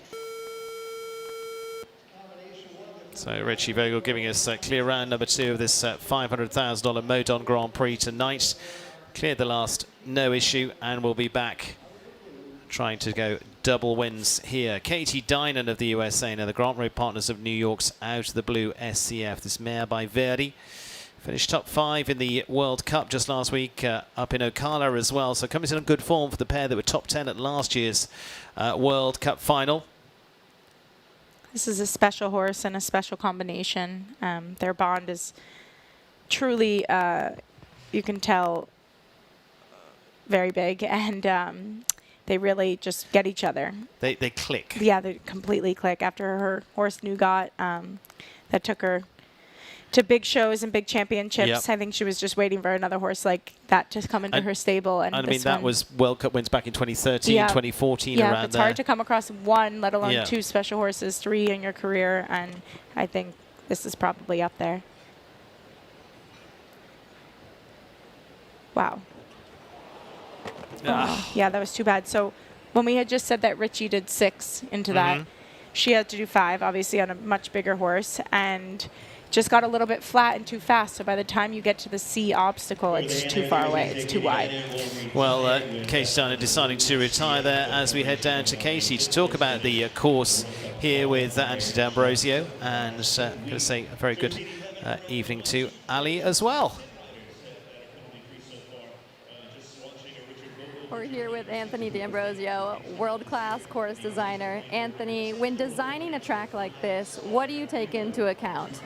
Well, first of all, the type of competition that it is. It's a 5-star with an MER rating, so we have riders here trying to get a certificate to go to the World Championships this year, and I have certain requirements that have to be met, and which means that it'll be a very significant test.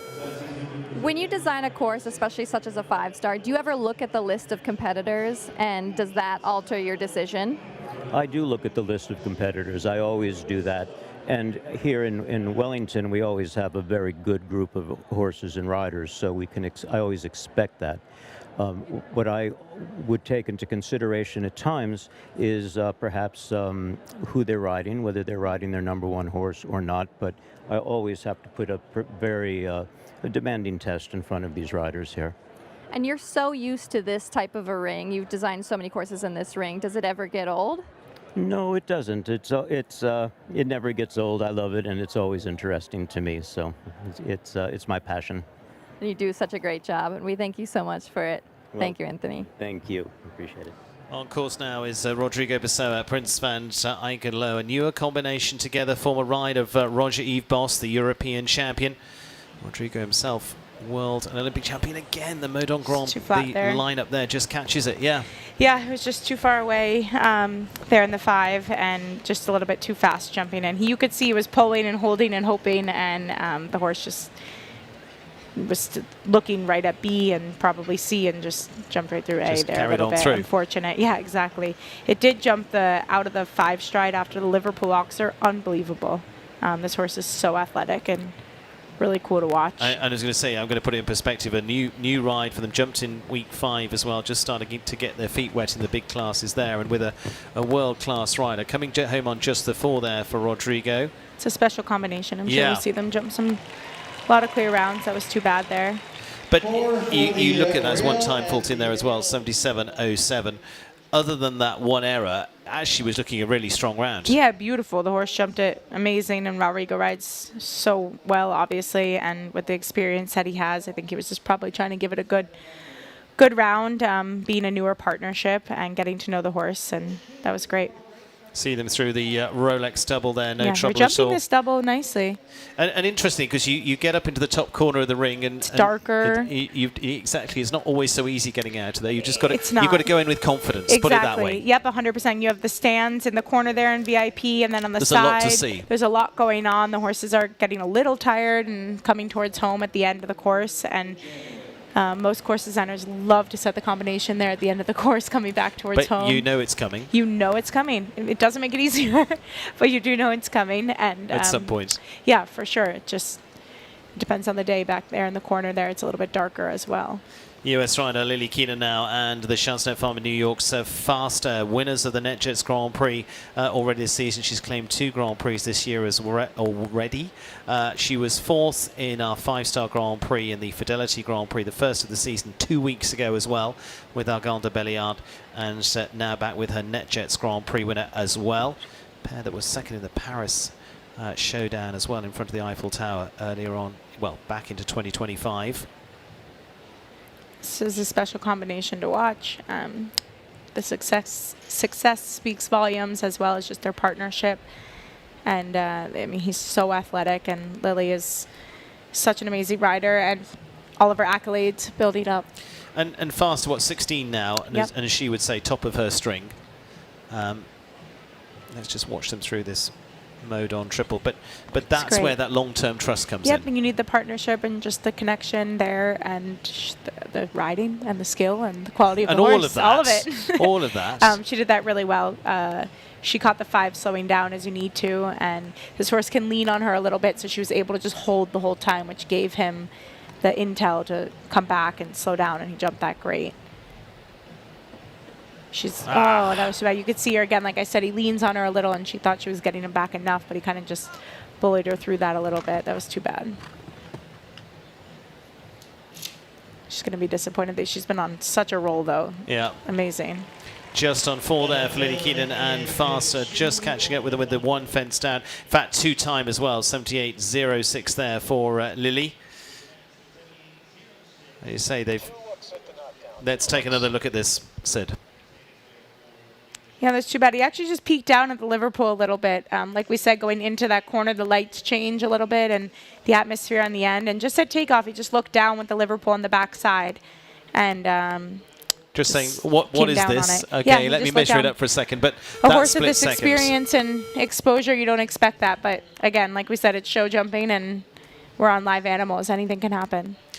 Stella Wasserman now of the USA, now for the 20-year-old, the youngest in the field here, and already posted a nice win up north before heading here, but now a very different level here with Precious Duisa Hagen for Stella Wasserman, for the mare by Kornit Obolensky, former rider actually of Olivier Philippart's and Nicola's brother, who's actually here watching this week as well. Just unfortunately has an early rail for Stella, but she's stepping up, actually like Lily Keenan. Stella working with McLean Ward too. Yeah, she has an unbelievable string of horses at this moment, and with the great team behind her at Castle Hill, it's really been so exciting to watch. She jumped a beautiful round in the WEF qualifier the other day with one down in the last line. This horse jumped amazing. And yeah, I think just nerves and just not having the experience at this level and just overriding maybe a little bit in that first line. That 8 is a little flat and just had the front rail, but and a lot of it is, and you've done it, you've just got to get some mileage you as have well. To do it. Yep, you have to start somewhere, and then you can go from there and learn from there. Just on the 4 at the moment for Stella Wasserman, and again, she seems a pretty gutsy rider. She's bold, she's gutsy, she's brave. Again, the string of horses she has and the support behind her. I'm sure we'll see her for a really long time in this sport, and it's exciting to watch. Again, just a little bit pushing it through, probably just a little nervous energy. These are big jumps in a big class, and she's new at this level. So total of 12 there inside the time at 76.37, but 12 for Stella Wasserman and Precious Duisa Hagen. 2 clears so far with Richie Vogel and McLean Ward on our list at the moment, with 1 left in the first half here of this $500,000 Modon 5-star Grand Prix tonight.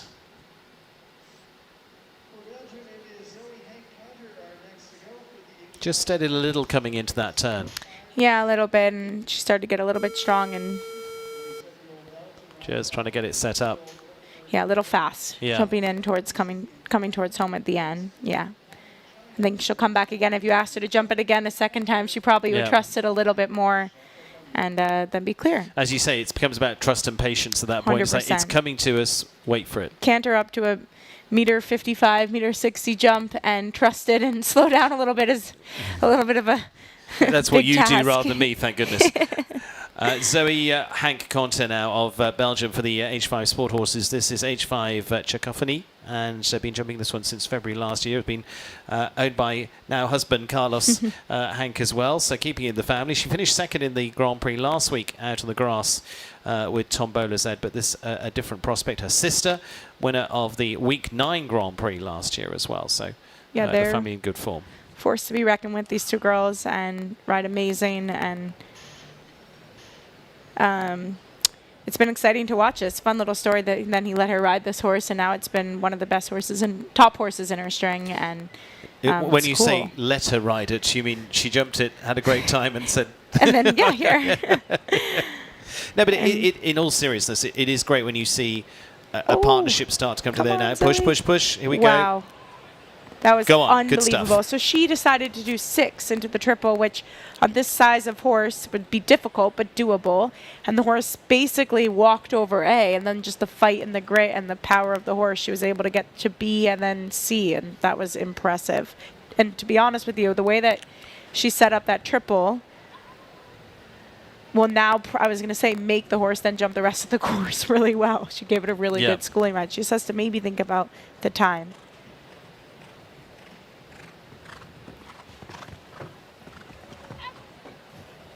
She's going to be close. Going to be very close on the time. Just going to be over it. Big beaming smile, but it's still a brilliant round. She's so happy. She's still delighted with it. Is 3 times 79.50, but it is a big step up for that pair, which is nice. Totally, and the horse jumped absolutely incredible, and that's going to be. I mean, it's been exciting to watch, but it's going to be really exciting to watch, and the more they get to know each other. Yeah, so this was pretty impressive. So she actually turned early to the triple bar, like you could see her coming to the right. Shape the 6. That was unbelievable. Wow. That was a really cool do what you got to do to get it done. You got to do it. Dig deep. It's not always going to be great, and it's not always going to be beautiful, but she still jumped clear jumping round. Absolutely. Well done, Zoe. So it is going to be just 3 time, though, but it means there's 2 clears at this stage with McLean Ward and High Star Hero. And a clear also for Richie Vogel and Gangster Mondesir. And Richie is down with Ali. Hi, Stephen. Yes, Richie is the second of our 2 clears thus far. Richie, take us through the course. How did it comparatively walk, how it rode? To be honest, today I had actually 2 changes in my plan, 3 changes. It walked fine. I didn't expect the water to be so spooky. My horse always can have a little look into it, but it turned out to be a problem for a couple of competitors already. So mine also jumped at quite high, landed a little shallow, so I did 6 to the vertical after, and then I decided to also add another stride into the triple combination, which I thought he jumped brilliant, the triple combination. After that, I wasn't so secure about the time allowed, so I did 1 less into the oxo vertical double, which again, he put great effort in jumping that. Yeah, all in all, I couldn't be happier with my horse, with a few adjustments in the ring, but he was right with me everywhere, so very happy. So far it's just you and McLean. Going into the jump off, is there a certain strategy knowing he's in front of you? Yeah, I'll definitely prefer to have him in front of me than after me. He'll put a lot of pressure on us. He'll you know, let down a very good fast round. So yeah, then it'll be on us to catch him. But I'm sure also in the second half there'll be you know, a couple more clears. All in all, probably we see a 6 to 7 horse jump off, I guess. Super. Well, we wish you best of luck. Thank you so much, Richie. Stephen, back to you. Richie in the frame, McLean in the frame. Those are the clears so far. McLean Ward, Richie Vogel going first and second. But we are only halfway through this $500,000 Modon Grand Prix as well. So we're going to be back in a few minutes' time to start experiencing the second half of round 1 of this tremendous Grand Prix here tonight. Be back in a few minutes. We treat our pets like we treat ourselves. You brush, they chew. You squat, they spring. Healthy routines for you, healthy routines for them. Greenies make health a treat. Listening is crucial. I mean, I think every step of the way you listen, because it has to be a partnership in that sense, that there is communication both ways. There's so many good things that horses do for us. We owe it to them to treat them as we would anything else that we love and care for. We are their biggest advocate. It's our responsibility to take care of and make sure that they're happy, healthy, so that they can live long, happy, healthy lives. It is a complete privilege to work with horses. And it is our responsibility to protect them and make sure that their welfare is the #1 priority.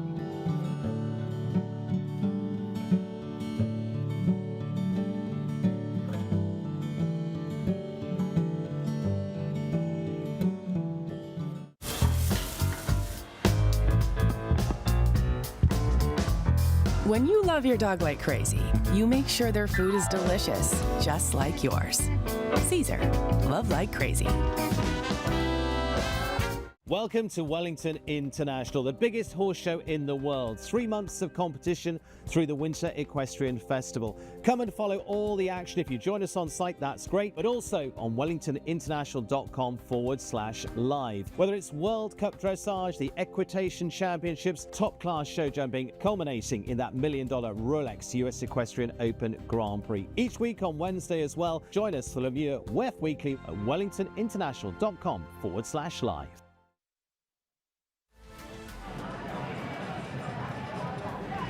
And we're back live with Ann Krasinski, world famous Olympian, rider, trainer, commentator, and now chef d'equipe.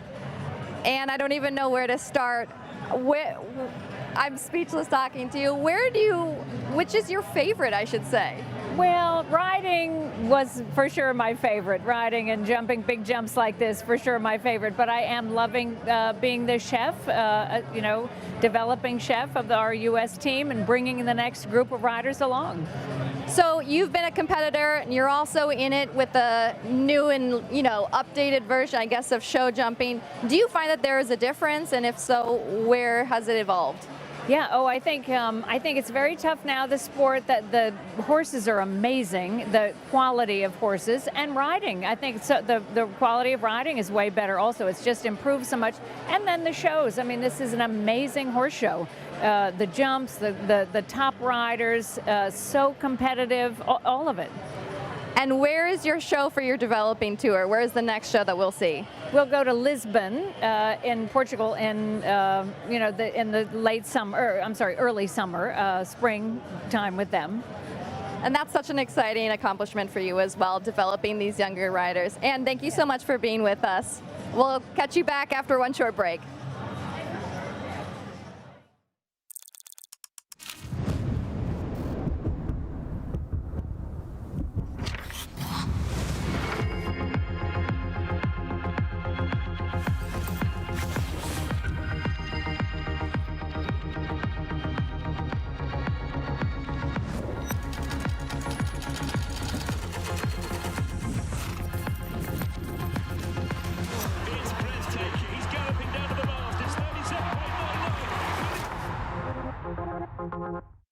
I think as trainers or anybody else, there's so many things that these horses do for us. I've always said horses give me wings, they take me all over the world, and they give me a sense of responsibility.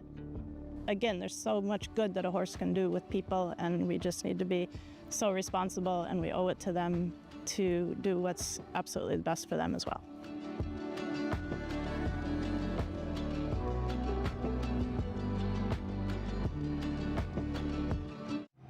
NetJets is more, and with NetJets, you get more. More exceptional service, heightened safety standards, and anytime access to where you're needed most. Do more and miss less with NetJets.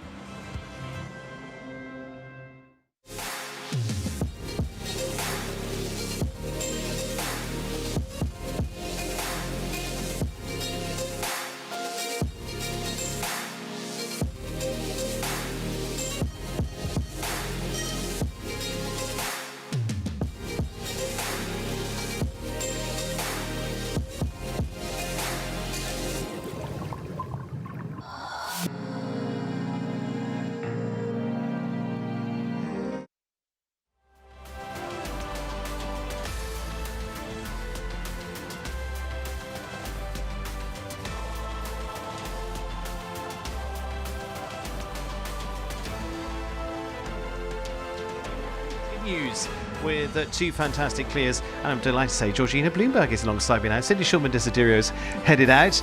Georgina, experiencing a Saturday night as they look like now in WEF, but exciting. It's amazing. I mean, it never feels disappointing. It's incredible to sit in the crowd. It's incredible to be in the ring. Everything about it is incredible, and they've done an amazing job here. The atmosphere is wonderful. The jumping is great. And it's just an exciting year. We've enjoyed the first round. I think we've got plenty more to get into our teeth into yet, don't you? Yeah, absolutely. I think the real quality is coming in this round. I think people have obviously been able to watch it and master it, and I think it's going to be an exciting class now. Lovely to see Zoe Hanconter at the tail end there. She was so close on a horse that she's just getting into this level. Yeah, absolutely. She really fought for it. She made a little bit of a mistake going to the triple, added that stride, and just kept going. And then she really showed that when you don't give up and you keep kicking, sometimes it just works out. And she put her in a great round. And balancing it up, some no surprises in there. McLean Ward and Richie Vogel are our two clears so far. That's a great head-to-head. If we stopped now, it would be a good class. It would still be a great jump-off, yes, absolutely. But we've got lots coming up here. We're going in reverse order of the Grand Prix qualifier as well. We've got Derek Kenny going down towards the end, Keane O'Connor down towards the end. We've got plenty of the Irish down towards the end as well. But Nina Malavey as well. What are your little thoughts on tonight? Yeah, actually, she's my pick to win. Okay. I think she's got a good draw. Obviously, she's got a couple of really good Irish right behind her. But I think she's just been knocking on the door, and I think she's got the best horse for this kind of ring, and I think that this is going to be her night. The good thing is you and Sid Shulman were going. You didn't confer, but you're on the same pick. Oh, we so are. That's fine. That's fine. Mothers think alike. Yes, She's off to do that now. Absolutely, yeah. For you here tonight, I mean, it's an amazing night, and the way this is built up. The 5-star Grand Prix here, the quality of what we've got here tonight as well. Really strong field. Yeah, absolutely. I mean, this is the best of the best. You couldn't ask for a better class, and it's actually nice to have the 30 and to be able to really concentrate and watch this and see, you know, the best of the best, and not have it be too many people or too many people. Digest it. Yes, absolutely. It's incredible. Well, digesting this, we're going to be taking a look at what we've seen so far. From overall, the course that we've seen from Angie D'Ambrosio seems very fair. It seems a good test. It is. You have to keep moving, which I think is the biggest test of all. You know, it's careful. There's nothing huge and scopy, but you have to keep moving. You don't get a chance to sit and breathe. And I think that's really the test. The plank by the in-gate, the triple, you have to keep moving for the time allowed. And I think you're seeing rails come down, especially behind. But it's not dangerous, it's not killer, it just is a little bit of a test, especially in the legs. Yeah, and a really nice course set out there by Angie D'Ambrosio. And so we're going to head down to Ali as well, who's down in the warm-up to just get a little bit of... Hi, Stephen. Yes, so far we've got an exciting class ahead of us. Only 2 clear rounds. We're hoping for more, as we heard from Richie Vogel. He's thinking maybe 6, maybe 7. But remember, we're going in reverse order. So we have Daryl Kenny at the last, Bertram Allen, Charlotte Jacobs. All 3 were the top 3 that we saw in the qualifier in a packed house. We also heard from Charlotte that the audience is electric, and that also plays a factor. And so I think we'll see a really exciting second half.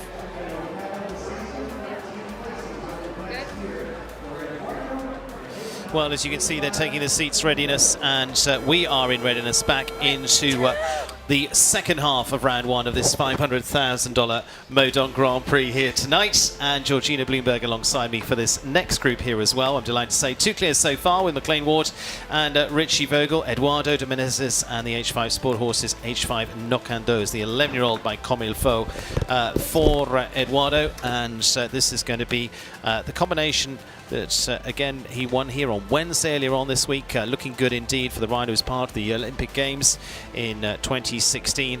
And had a very good week last week, finishing second in the World Cup qualifier up at Ocala as well. So he comes in strong in confidence as well, but in ability, he's a wonderful rider to watch as well. And Georgina, let's get into this. Early wall there thankfully doesn't cause too many problems, but it's really about setting up for that next fence, isn't it?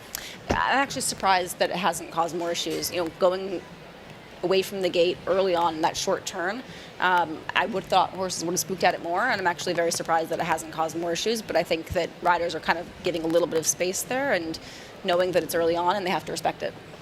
Through the triple combination, that Modon Grand Prix, Modon triple combination here back to this plank, they've been able to give themselves space to get to this.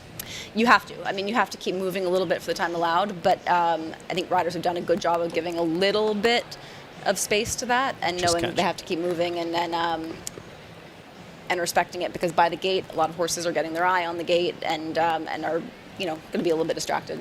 Catches the Mars equestrian fence, one of the few to have that down so far, just on the 4 for Eduardo de Menezes. And 1 or 2 we found sort of getting keen. You've just got to have your patience down here on this final line. You do, yeah. It's a big square oxer on the last line, and you really have to give that a little bit of space. To Carlos Hank, owner of the horses for the H5 team there as well. And so just finishing on the 4 for Eduardo de Menezes and H5 Nocando. So a reminder, 2 clears early stages. Let's have another little look here at the Mars fence. Just kicks out and catches. Just a little mistake there, yeah. But Eduardo is a great rider, and you know, it's been a while since he had a really top horse. Yes. I think this horse is going to develop a little bit and really be his next one. He's just a wonderful guy and a wonderful rider, and it's nice to see him have a good horse back in there. Looking forward to seeing more from them. And talking top riders, Canada and Erin Ballard, Alain-Ferder's De Flor III Z Santa Rosa, not only wins the prize for the longest name of the night, also has been seeing them in good form. They actually went around the NetJets Grand Prix just a few weeks ago for just the 1 time. An early rail for them. That was cheap, yeah. This is a wonderful horse, and Erin's a great rider. She's a fighter, but you know, sometimes with an easy line down like that, you take it a little bit for granted. I don't know if that's what happened there, but that second jump was a bit cheap. And in terms of the way this line has ridden, I mean, there's been several variations now. What did you take a look when you saw it? It's this line coming up to the triple is tricky. I mean, you obviously have to keep moving for the time allowed. You have to have enough stride to get up there in the 5 and know that that too is going to be very short and that vertical is very high coming in.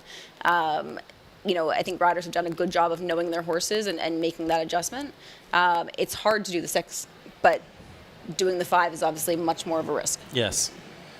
Erin on the 4 at the moment. I mean, she is a world-class rider to watch in every sense. She's ridden through to Olympic Games, but she's just got a great feel with the horse. Just had to work a little bit to keep that, get the distance there. Yeah, Erin can ride really any horse. I mean, every time you see her in there, she's on a different horse, and makes it look like she's been with the horse for years.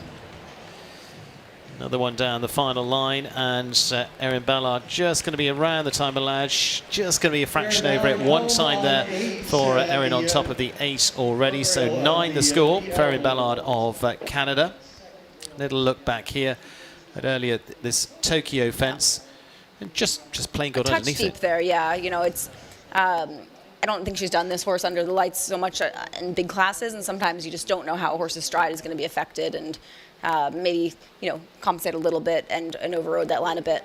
But she'll be back, and she's a winner. She certainly is, and just balancing them up for that final line. Let's go. And we move on to Nicolas Philipparts now of Belgium. Team Philipparts and Family Lenses.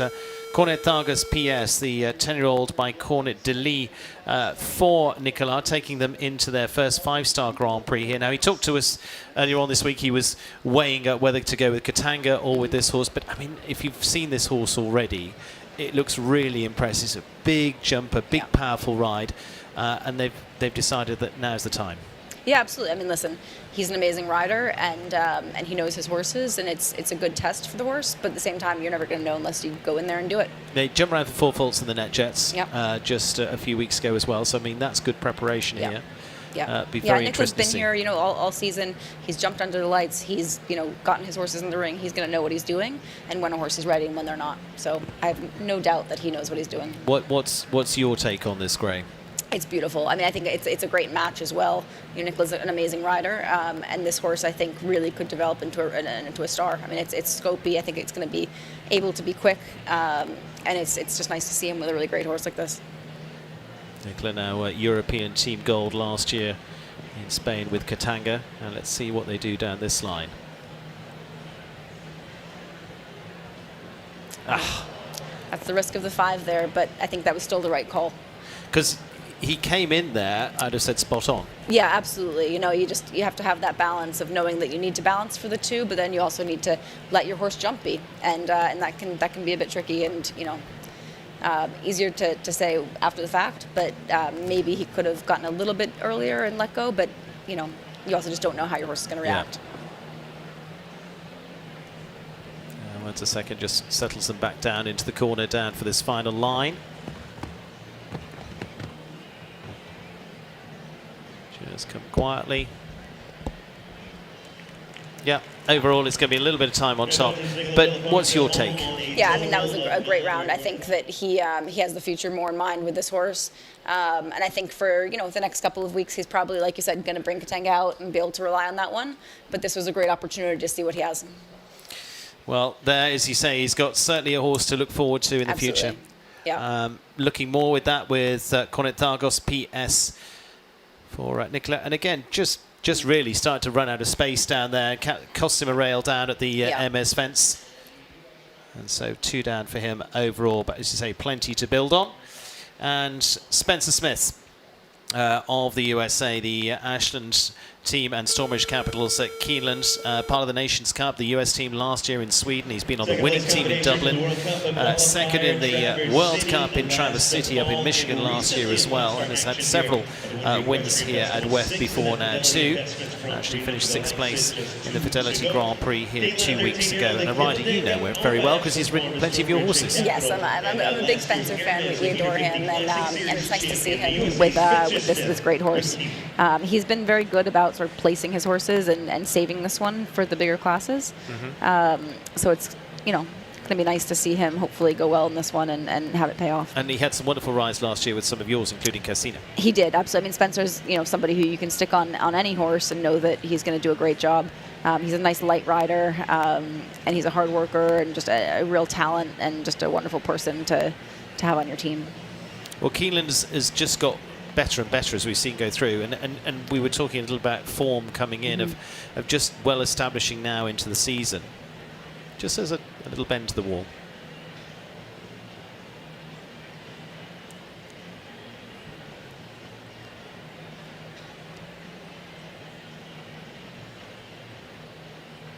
a question of how you tackle this.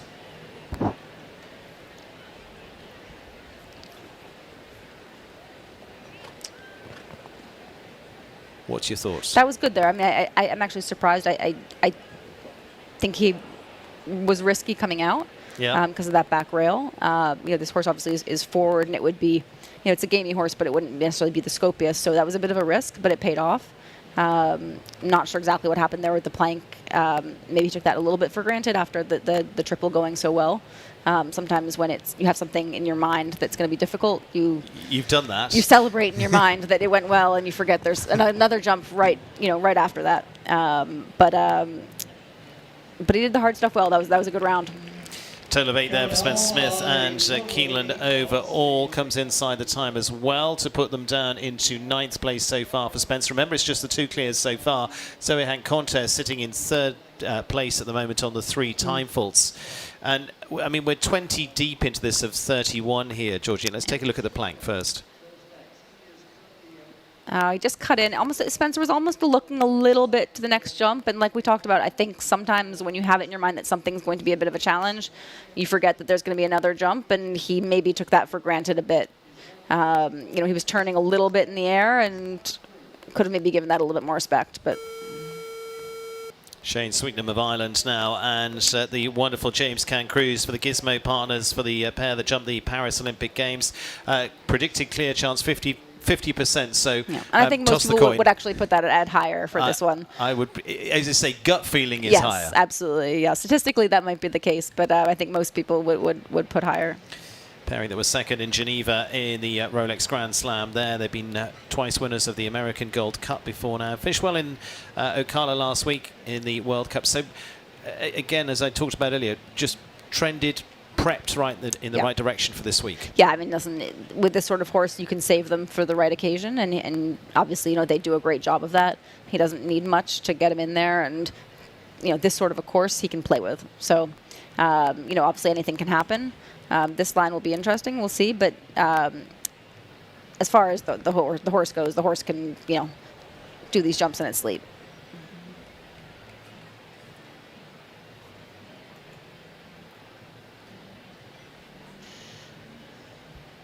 Still clean so far for Shane Sweetnam, looking to join the groups. I mean, the horse has so much scope. Yeah, absolutely.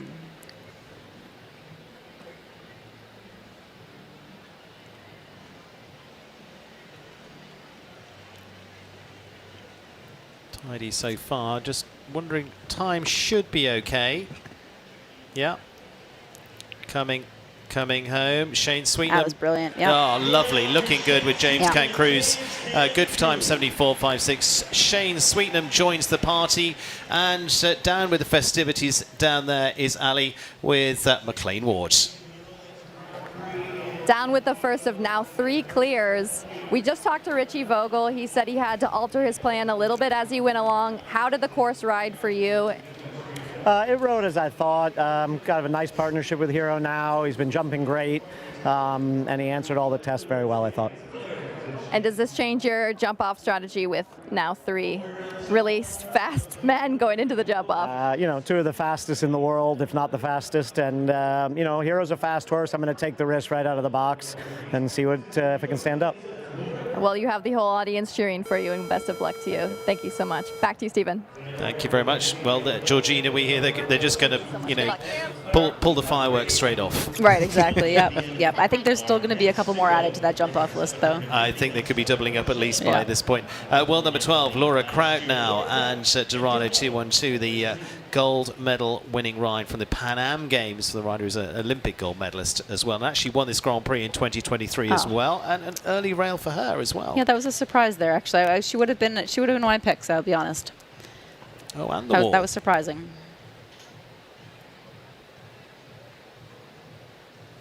It's interesting. Sometimes she's somebody who obviously was saving this horse for this occasion. Yeah. And sometimes that pays off, sometimes that doesn't. Sometimes your horse needs to be in the ring and be jumping more. And towards the end, you have a couple of riders that chose not to jump their particular horse in the WEF, and you see how that pays off versus the ones that chose to jump on, on Thursday and are doing tonight. And it is always a balance, isn't it, between how much the blood you get up early on in the week. And that's, every horse is different, but it'll be interesting to compare the riders that chose to jump on Thursday and the ones that, chose to jump a small class and save them like this one. And I mean, she's really, it's all settled back down. Yeah, absolutely. Sometimes horses just need to be in the ring jumping. Has that down, but that wasn't much of a touch there. Just on the coming home for Laura.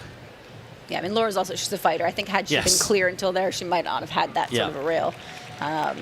She's smart about it. She knows she doesn't need to necessarily put all the effort and fight into that after having 2 down. So. And she's going to be thinking about the rest of a long season at this point. Absolutely. She's setting up for the next one, isn't she? Yes, absolutely. Total 12, 76.79. It's 12 there for Laura Crouch and Dorado 2-1-2.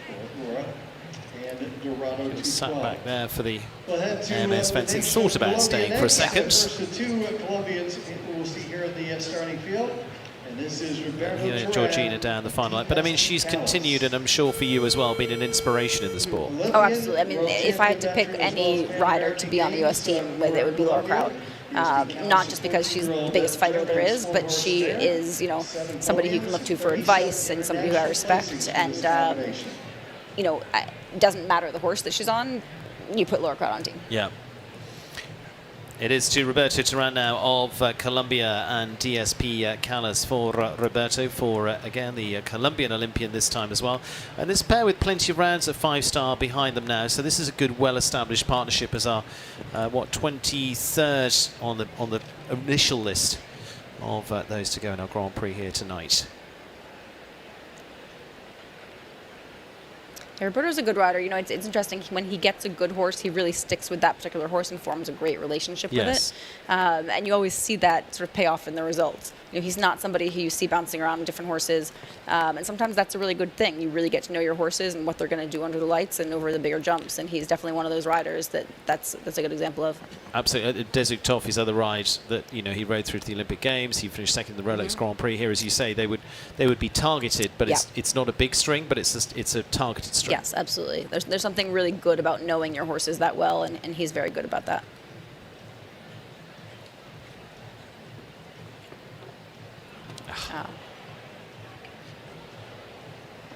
Well, the second part, I had a real think about that before. Yeah, you've seen people do different numbers to that double there. It's one of those lines that you walk because you want to have it in mind for time allowed. But a lot of riders, you can kind of tell, didn't exactly have a plan or kind of waiting to see how it went. And they're either, paying for it by time allowed or by having a rail. But it's important to walk those sort of lines and to stick to a number as much as you possibly can for those reasons. So finishing on a total of 8 there for a combination for Roberto Teran. Little look here is what you're talking about. Yeah, the horse fell off the lead a little bit too, which didn't help him. He got there a little bit unbalanced, which was probably the reason for having both parts down. But going back to what you were saying, Lily Keenan was talking about this the other day, about how she has improved her jump-offs by walking a number, but really to just keep her on track. Yeah, in a jump-off, every jump is related. Yes. From the moment you go through the timer, you should be counting your strides and know that. And that's a hard thing to get a feeling of because you have to know your horse so well. You have to know how they're going to turn, how tight you're going to turn. It's not just a straight line. You have to know your horse very well and to be able to prepare for that. But it's important. Building up a nice partnership now is Mark Blumen and Landon, the former rider of Kent Farrington that went on to a Pan Am team gold as well, now for the over-the-top stables of New York, and been together since December last. He was ridden by cousin Daniel Blumen as well, and actually was Carl Cook's pick a little bit earlier on as well to be our winner. It's a great new partnership. It's fun to watch, actually. It's the sort of horse that you wouldn't necessarily see and think would be the typical 5-star horse.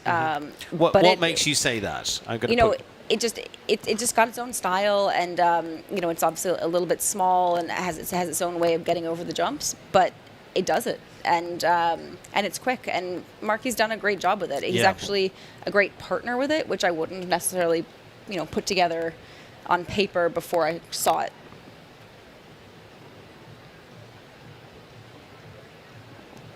Set themselves up for the Hermes fence, and yeah, I think if this pair is clear, they're going to be one to watch in the jump off.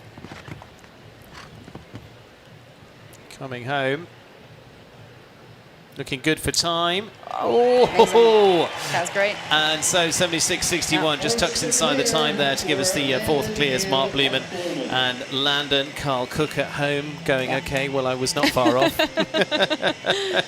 Much easier from the couch, Carl. What's your thought? Because you say it's a new... He's going to go for it. I mean, listen, obviously, there's still a couple of great riders and horses to go. I don't think this is going to be the last of the clears, but I think that they're going to go as fast as they possibly can and make the other riders after them catch them. And Landon, as you mentioned there, not the biggest horse. So it's how you get that speed, but I feel they just can go with ground speed more than anything else. Yeah, absolutely. I mean, you know, obviously he's going to be able to turn a little bit tighter. A horse like James Conqueror is obviously going to be able to leave strides out. It's the kind of ring and the kind of jump off where you can make it what you need to for your horse. And Landon's a little bit more of a spin back. James Cancruz is a little bit more of a ship to turn around. Yeah. The great thing about this ring is usually the jump offs are made so that you can do what is right for your horse. Yeah. Clear so far, 4 of those at the moment. Bliss Hears now of the US from Las Vegas, Nevada with the Bridgeside Farms for a new Desmec for the 11-year-old stallion for her. We've saw such great success with her with Antidote de Mars on winning teams here. But this is a pair that jumped a number of clears in Spruce Meadows last season and last year tail end here jumped very well in the 4-star Grand Prix back in December too in preparation and looked pretty impressive in the qualifier earlier on this week. Yeah, I mean, listen, Bliss has worked hard. She's a great rider. Sits off that. She's been out of the top level for a bit, and sometimes that can, you know, take a little while to get back to it. I think you see that when you come under the lights here and you're facing the bigger jumps and the crowd. It's not just you and the jumps. There's a lot more to it, and I think you see the pressure maybe get to her a little bit there. But that will come back for her. Absolutely will. And from her point of view, she's done the right thing there. She says, okay, we'll retire, we'll do it another day, and we'll go through the plan. That's the smartest decision for your horse and for yourself. So Bliss here is deciding to retire this time. It is 4 clears so far. Richie Vogel, Shane Sweetnam, and McLean Ward, and Mark Blumen. The clears so far as part of our Modon Grand Prix here tonight.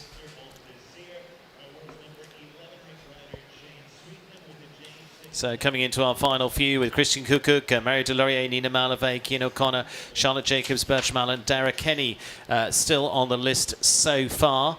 And with a very strong lineup for that jump off at the moment. I think, Georgina, the key here and what's very obvious is it's not going to be slow.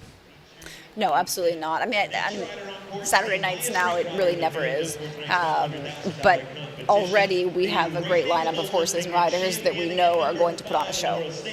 Looking for more of a show as well from the Olympic champion. It is Christian Cook now of Germany.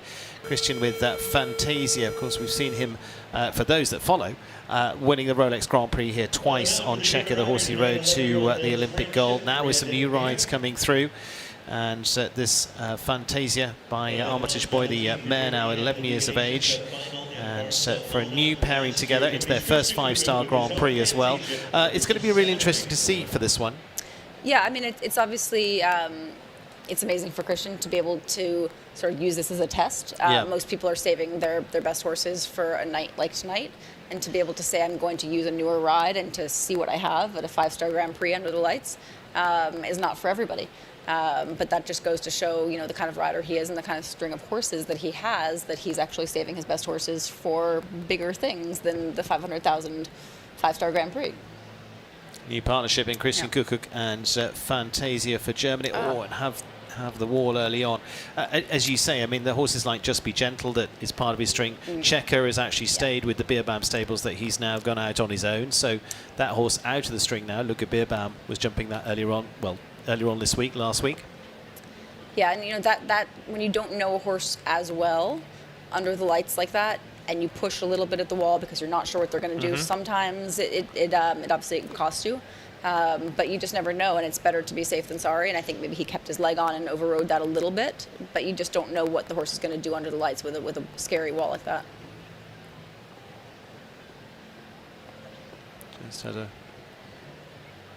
a really good run so far, just unfortunately has those couple down.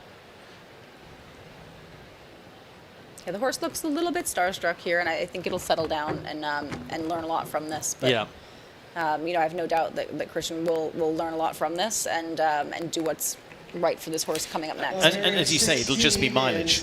Absolutely. So finishing on 16 there, 73.97 for Christian Kukuk, and Fantasia. Early fence for them at the wall. Just having a little look at that, as you say, that will come with confidence and ring time. Yeah. And as we see them coming back to that, just pushes that one away. Yeah.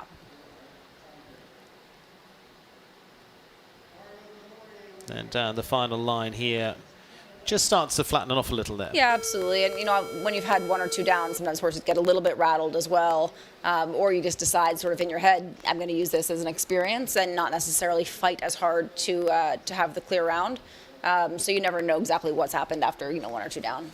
Mario Deslauriers now, highly experienced rider within our lineup, 2 for Canada. 2 60-year-olds in the field, just showing the breadth of our sport and at the very top of it. Mario with Luge of New York's Génial de Bénéville, and this is signed by Capital d'Argent for the 4-time Olympian. Developed nicely through Spruce Meadows last year, but he's got 2 10-year-olds at the moment. He said to me just a few weeks ago that's really starting to test them out here, because horses like Emerson that went to the Olympics, you know, he had several years building those up. Now it's the next string. Yeah, I mean, obviously Mario's a great rider and has the experience.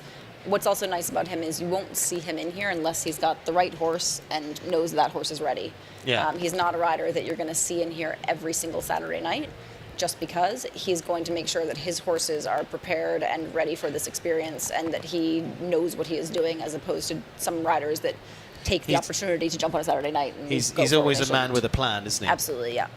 Yeah, he might not be in here as much as everybody else, but when he comes in, he's going to be a force and be prepared for the situation.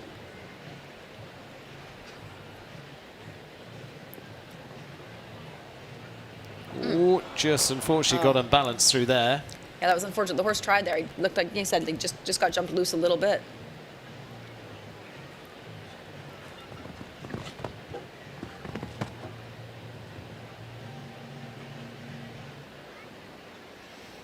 Coming home just the 4, and well, actually going to be 1 for time as well. 77.35 for Mario Deslauriers and Génial de Bénéville. Overall, and at the risk of repeating myself, I don't think he's going to be too displeased with that, although we take a look at where he had a rail here. No, I mean, I think, unfortunately, though, that sort of situation where you can say, okay, that might have been my fault because the horse tried, is almost more disappointing than the unlucky rail that you couldn't have avoided. I think he actually will be more disappointed with that than he would be with just the horse, you know, dropping a toe. And we see, I mean, how airborne the horse was over some of those fences. He's got amazing ability. Yeah, absolutely. And you take that away from it and you say, listen, the horse is amazing. That was a great round. But I wish I had done this differently. That's more frustrating, but you take the positive out of it. Hindsight and analysis in sport is really easy, isn't it? Yes, exactly, yes. Yeah, we won't make any comments about the age. We don't want him to get mad. Dynasty de Beaufort, and now for Nina Malavé and the Rain family for the mare by de Montesemi, and for the French rider world number 8. Support team there down watching. Now, this has been one of the favourites they've picked out, has been top 3 in our previous Grand Prix as well. Yeah, it's interesting. I mean, she's been knocking on the door all season. She's had great results. And it's interesting that a lot of people have chosen her for a night like tonight. I think a lot of it has to do with the draw. A lot of it has to do with, with this horse and with the course. And just how well she's been going. But I think everybody sort of has a feeling that she's ready for a big win. Rode that superbly.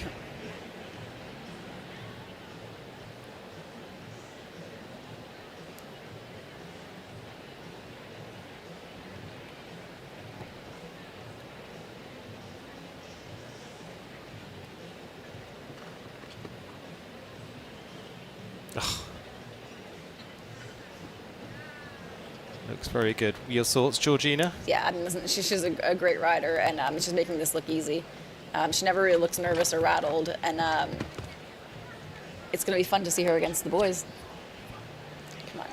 Gets it perfectly down the last, and delighted support team there.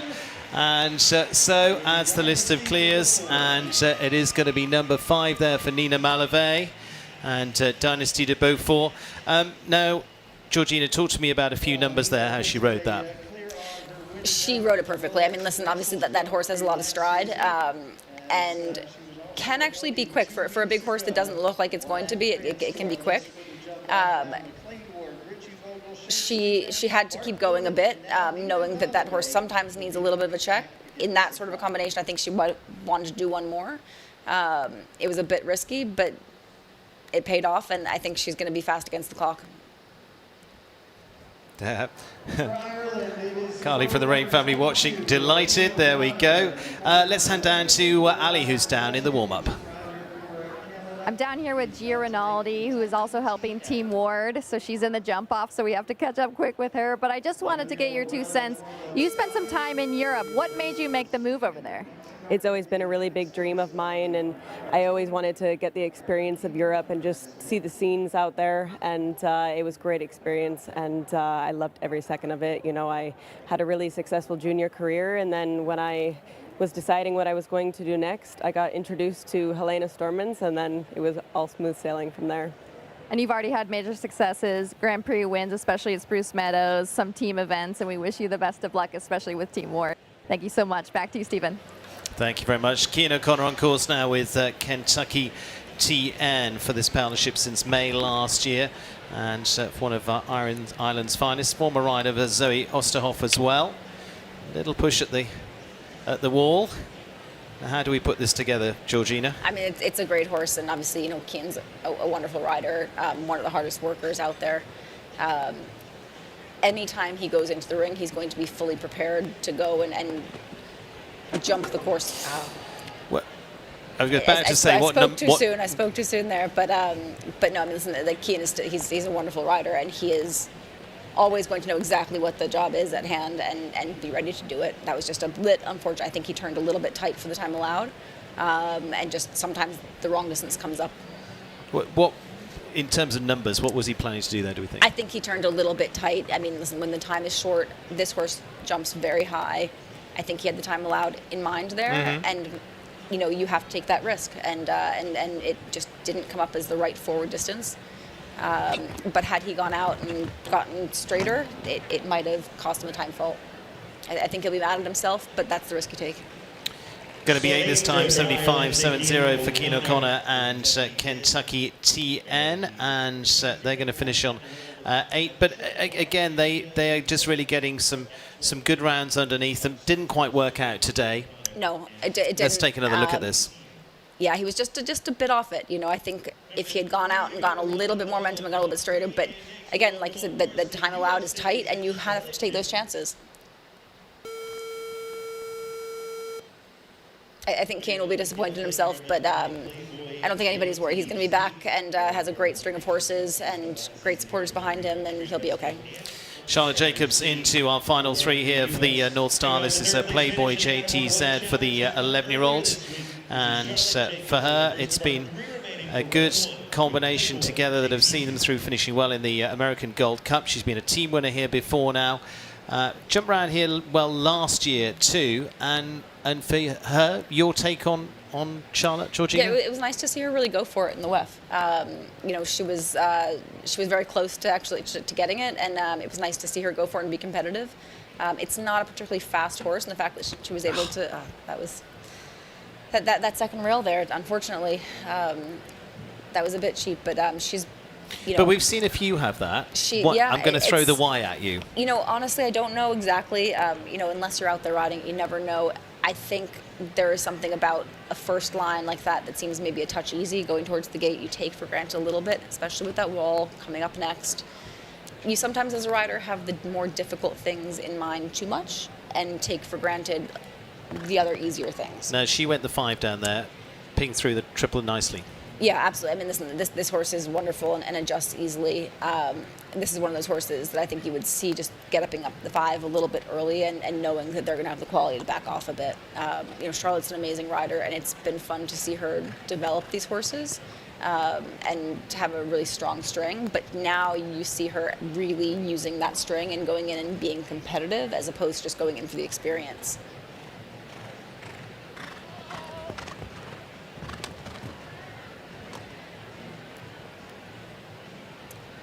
That was such a shame. It was a beautiful Yeah, round. good round. Just finishing on the foot. It's just going to be a touch over the time allowed. 2 for time there. 78.07 for Charlotte Jacobs and Playboy.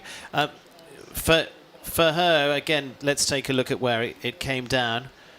Let's have a little look early on. You know, that was just, honestly, I think that was a mistake of the horse. I don't think she did anything wrong. She wasn't there deep. It's just a matter It was a sometimes good spot, just came down. of the focus. It's early on. Obviously, it's going towards the gate. It's a big plain oxer. Again, like you said, unless you're riding it, you don't know exactly, you know, what happened. But to me, she did nothing wrong there. Yeah. So coming into 2 left to go, both of those for Ireland. We've got the clears, 5 of those so far. There we go, up on your screen for you. McLean Ward, Richie Vogel, Shane Sweetnam, Mark Blumen and Nina Malavey. It is coming up for Bertram Allen and Dara Kenny as our 2 for Ireland to complete round 1. Bertram with the Aloga Stables, Conquest to Rigo. You're contemplating, Georgina. Yeah, I mean, this is obviously 2 interesting riders to have at the end. They're 2 riders who are obviously very close out of the saddle, who know each other's horses very well, and it's fun to see because, you know, Bertram's back on his horse. Dara obviously has been off for a little while and is going to be a little bit rusty, but then proved in the WEF that doesn't matter at all. Natural talent will get you everything. It'll be interesting to see if that is also the case at this level. But I think Dara kind of came back with a vengeance and showed us what that natural talent can do. And Conquest Arrigo here, top 9-year-old last year, top ranked 10-year-old this year as well already. Finished well in the Rolex Grand Prix here last season as well. Second in the NetJets Grand Prix here already. An interesting horse, but here at the wall. Now how are they going to play these lines, Georgina? Yeah, I mean, this sort of a horse, obviously you have to keep going. He's a big strided horse, but he's slow. And it's going to be interesting if he's clear to see this sort of a horse against, you know, the Landon sort of horse, who are obviously going to approach the jump off completely differently. And either one could win. Goes with the 5, all right, no problem at all. But as you say, they've got the scope to do this, but he's giving himself space here. He is. I mean, I think he's going to have to keep the time in mind, but just catches the plank.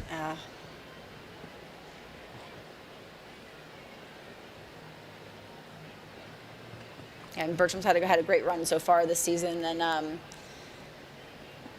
I'm sure he's got bigger plans after this. And talking tack and things here, they've got the Hackamore on there as well. That's always not so easy on the turning tight. It's not. I mean, obviously it's the right call for this horse, otherwise he wouldn't have it on the horse. But it wouldn't be necessarily the easiest thing to adjust a horse with. A rider like Bertram, though, he's such a natural talent, and then he also puts the work and the time in. He's going to have that back. To him, it's going to be nothing. Yeah. So finishing on the 8 this time for Bertram Allen. So one of the big players out of the equation there. So it is 5 clears at the moment. Nina Malavey, the latest of them. That's one that's a lot have been looking at there with Bertram Allen finishing second in our WEF qualifier earlier on this week. Has the Rolex down as well. And so 1 left to come. Dara Kenny and Carol Solux, Eddie Blue. Won the qualifier earlier on this week and runner-up in this class this time last year as well.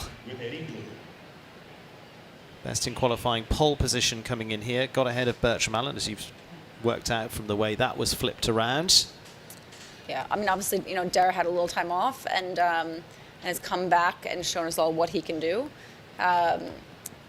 It's really incredible. I mean, he's obviously one of the best riders out there, and for him to come back, and even when you're able to ride, being in the show ring is so important, and he has shown that he is not rusty at all. He's able to come in here and just show us all how it's done. Let's see what he does down this line. Talk me through this one.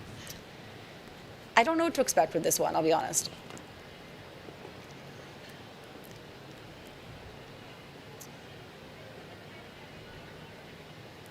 There you go. I mean, listen, this horse is careful enough and has all the scope in the world. I think that was probably the right call. Maybe a little risky with B, but again, listen, he knows this horse so well. Even when he wasn't riding it, he was watching it every moment of the day, and this is just a great partnership.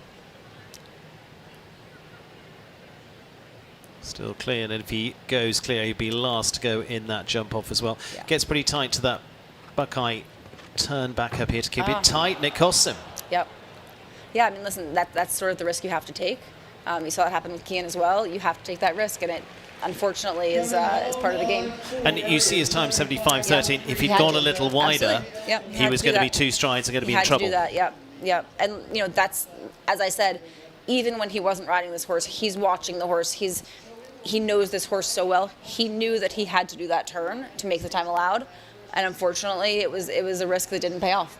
So it is Dara Kenny not to be the last to go there. It's going to be Nina Malave as the last of the group. And so it is 5 combinations going into that jump off now, and looking forward to that as part of this $500,000 Modon Grand Prix here tonight. Dara Kenny sailing over the last, was winner of the qualifier, and unfortunately just has 1 down. So that's the lineup. It's going to come thick and fast, because it's going to be McLean Ward starting off, and then Richie Vogel to follow for Germany, looking to go double up of Grand Prix wins this season already. Shane Sweetnam and the fabulous James Cancruz. Mark Bloom is certainly going to go flying around with Landon, and Nina Malave, last to go, looks to climb the podium once again here in Wellington. We're back in a few moments' time.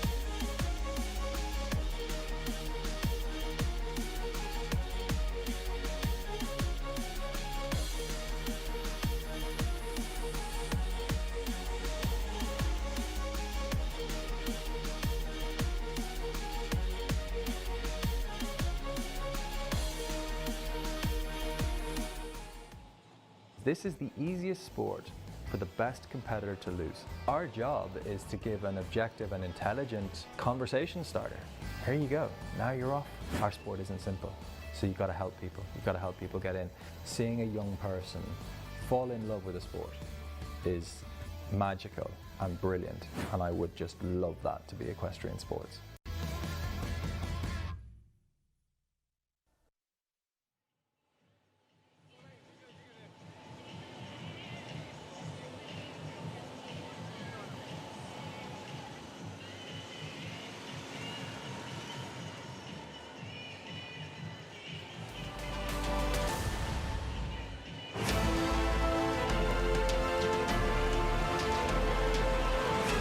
Modon Grand Prix, and preparing for tonight's big showdown in this $500,000 class as well, and looking forward to how this plays out. We've got 5 top combinations going in this, and we're going to head down to the warm-up and catch up with Ali Wolf.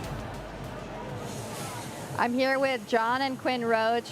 John, we talk about horses all day long. I know you're down here helping Bertram, but we want to get a little bit of the behind the scenes as well. So we have Quinn here, who also competes. What is it like watching your kid go into the ring? It's great. There's a lot of enjoyment of it. Today he jumped his 2 clear rounds. You know, we're just getting the hang of it, getting mileage is great. And then we left the ring and ran up to play a soccer game. So he scored a goal and they tied 3-3. So yeah, we had a good day. And Quinn, can we ask what your pony's name is? Happy. And what do you compete Happy in? Pony jumpers. And his show name, Quinn? OMG. Show name's OMG. And how did you do today? Good. And so what is it like as a family in a horse sport?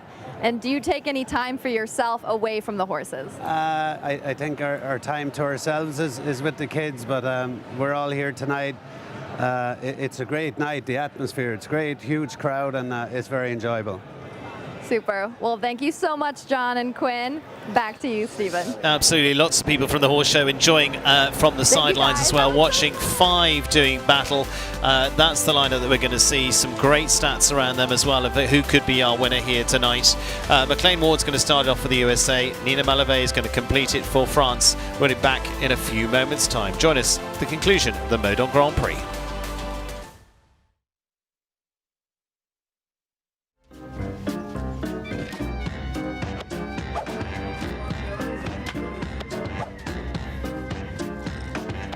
Gravity Defier for life. IMS for life. Ethical treatment of the horses and the rules that USEF has put into place are so important for the longevity of our industry. It's important to me because I love the horse, number one. I'm passionate about them, but I also make a living at this. So it's sustaining our industry, it's protecting the horse, and it's something that is so important to everybody involved with the equine industry.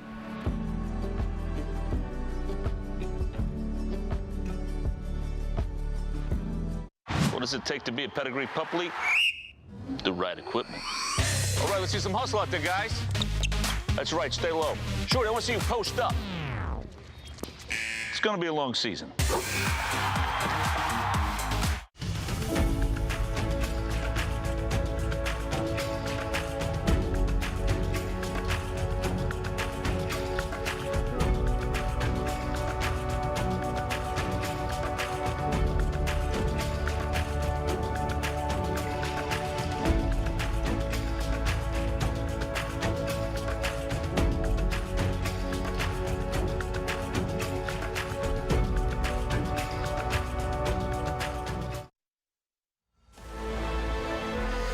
Well, let's take a look at the jump-off lineup and the stats brought to you by Equi-Ratings as well. McLean Ward, clear-round rate at this point into the jump-off is 71%. Jump-off wins 3 of those, 4 podiums. They're looking very strong there. Gangster Mont Désir, as we've seen, so successful in those jump-offs as well. I mean, really strong stats all the way through here. 75% for Nina Malavé as well. 4 podiums. Remember, she was the winner of the Grand Prix in Brussels last season, 2 on the Rolex Series. Landon and Mark Blumen, this is new territory for them as well, and we haven't just skipped that. This is new territory for them into this 5-star Grand Prix there as well, but he's up against what is a seriously strong group of percentage there for jumping clear. Those are about jumping clear. Georgina Bloomberg alongside me. The clears I think are going to come. It's going to be the speed they do it at. Sorry, it's going to be an amazing jump off.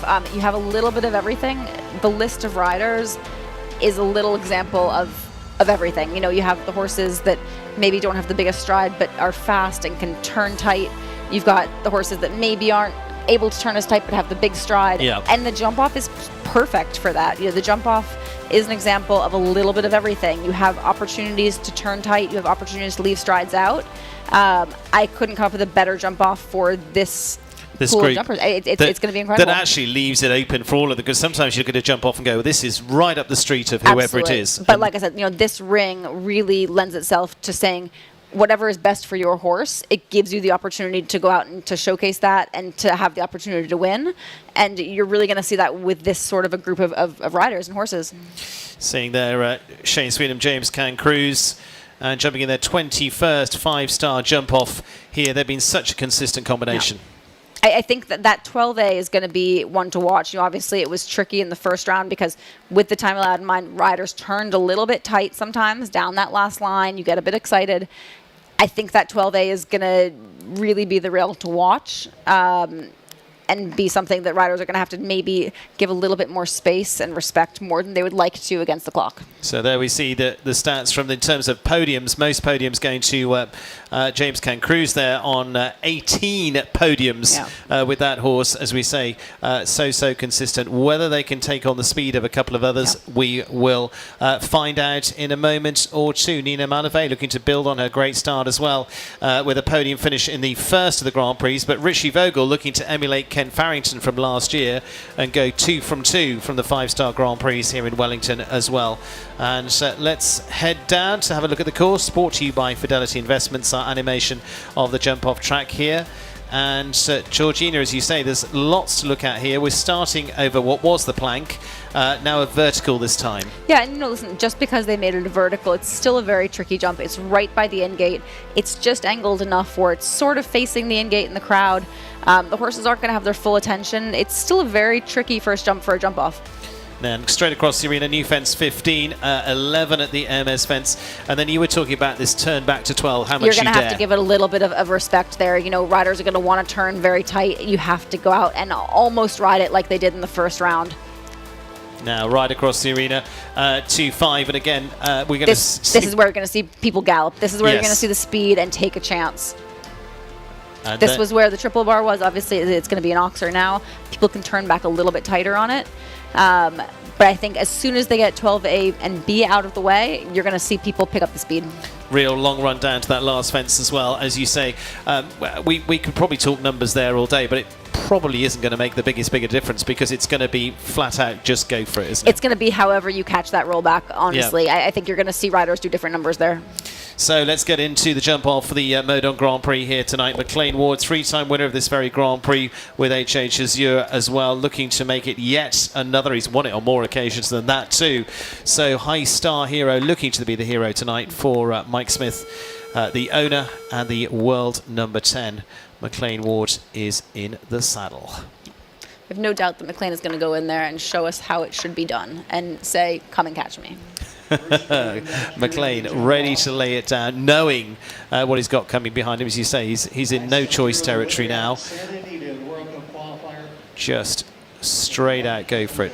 You say, then just get some momentum for this first fence.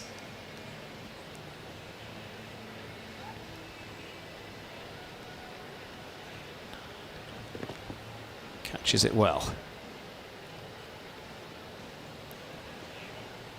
Now this is the turn you're talking about. Shot. There you go. Yep. Amazing. Now long gallop across the centre here. I think now you pick up the speed, you feel a bit more comfortable, you know you have it, and you can take a real run. Yeah, absolutely. Final fence coming up for McLean Ward, and it's a fast round to start us off. Amazing, it certainly looks it. 39-14, and there's Mike Smith, the owner. I'm very happy with that. Yeah. What's your thoughts, Georgina? I wouldn't expect anything less. McLean is going to go out there and do a textbook round.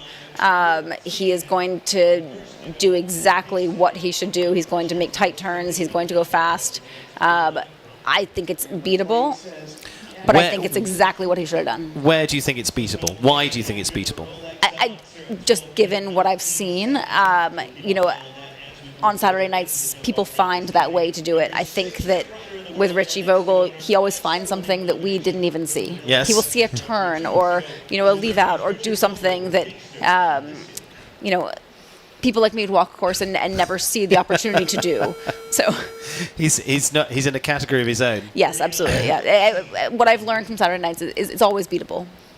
Richie Vogel, after that brilliant performance 2 weeks ago, takes the second shot at the 5-star Grand Prix tonight, the Modon Grand Prix for the European champion, Gangster Mondésir. And he talked a little bit earlier on in our program about the great friendship with McLean and the friendly rivalry between the two. Now they've got to go and try and beat him. Yes, absolutely.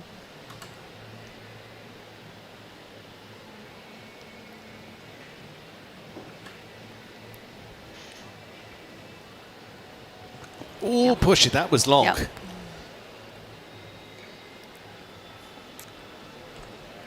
Yeah, I mean, Richie he does things that other riders just wouldn't see or wouldn't risk. Sometimes they pay off, sometimes they don't. But he's really just an incredibly exciting rider to watch. Out of that Rolex Dublin 17, he takes that on the angle. 39-14 to beat. Richie Vogel has a chance. He doesn't now that's gone. Yeah. That has gone. Oh, what a shame. So, 37-34, as you said, time could be quicker, and it was. Yeah, absolutely. I mean, listen, obviously he took risks that I don't know that every rider is going to take, but he proved that it is doable. I didn't see exactly what happened there, with that rail, but that's what you have to do. You have to take those risks. See it from a different angle here. That's, honestly, when you turn tight, which you have to do to win, sometimes that's just going to happen, and he did everything he could. I don't know that he'd do anything different. That was just the way it worked out. Just clipped it. Yep. So it is door open for Shane Sweetnam now. So McLean Ward leading the way 39-14 with High Star Hero. Shane Sweetnam with a great record too in jump-offs as well with this fabulous Olympic ride with James Can Cruz. Now comparing the two, Georgina, McLean Ward and Shane Sweetnam. How does Sweetnam get this done? You know, Shane does a great job with this horse, and he will take on a jump off that you don't necessarily think is going to be the right fit for this horse, and he will prove you wrong. This horse obviously is big in scoping, can leave strides out, but he's obviously also very good at turning. And a course like this, Shane will find ways that work for this horse and surprise you. Where do you think he'll try and squeeze it? I think after this vertical, you're going to see him maybe go and maybe take more of a shot to the double.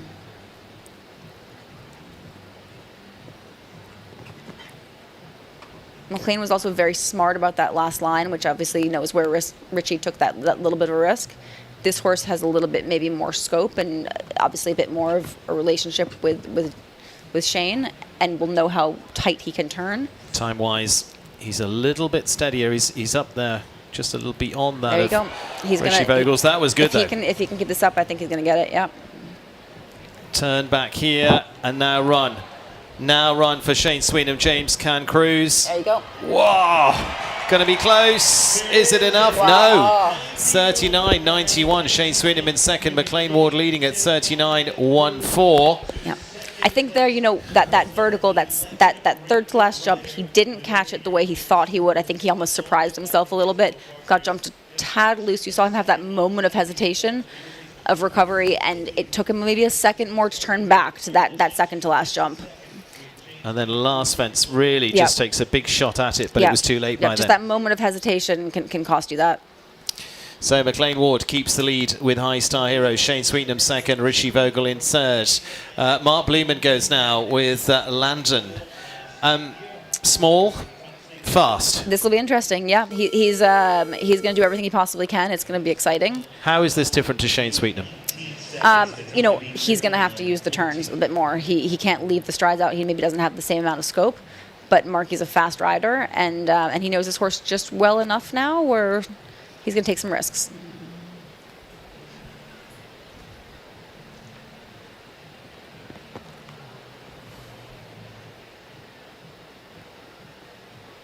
Able to take this deep to it.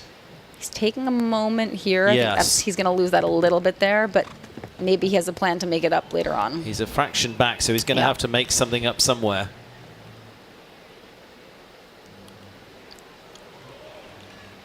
Still good shot, but he's going to go, yep. He's going to have to push for it, and whether it's going to be quick enough, he takes a long, risky run at the last, and it's going to be 39.71. Yeah. Not quite. No, he was a bit casual in the beginning. Actually, I'm surprised he wasn't a bit more fiery. It's also hard, you know, when you only have 5 in the jump off, sometimes you don't know if they got the chance to watch the ones before them. Yeah.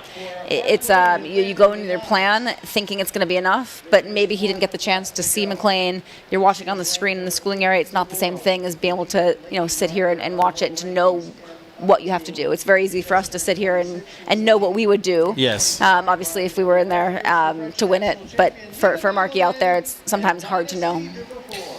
So 1 left to go. McLean Ward leads at 39.14. It is to the world number 8, and it is to the Brussels Rolex Grand Prix winner, Inina Malave, and they're watching, yes, with tension. Nina Malave and Dynasty de Belfort for the Rain family to potentially claim her first 5-star WEF Grand Prix. She was on the podium last time around. She's already won 5-star Grand Prix. Here we go. She's got to leave it all on the table. She's got to go for it. And if she has the rail, she has the rail. But she's got to go for it as much as she possibly can. Tight there.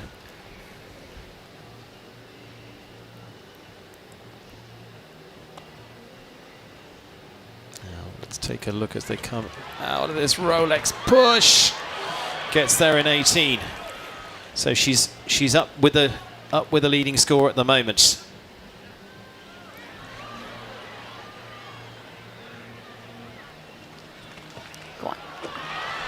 Every chance for Nina Malave, and that, I think, has no. gone. It has gone. Yep, and so unfortunately it's going to be 4:39.53.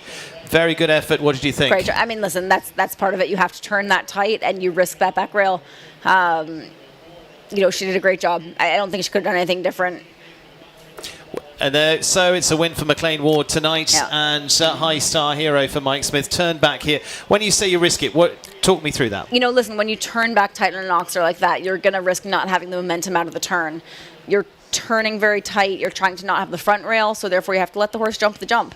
And you sometimes risk that back rail. You saw that happen a few times. And unfortunately, if you go out and you line it up more and you have the momentum, you're going to not have the time. And a couple of riders had to risk it, especially down the last line. I thought she did a great job.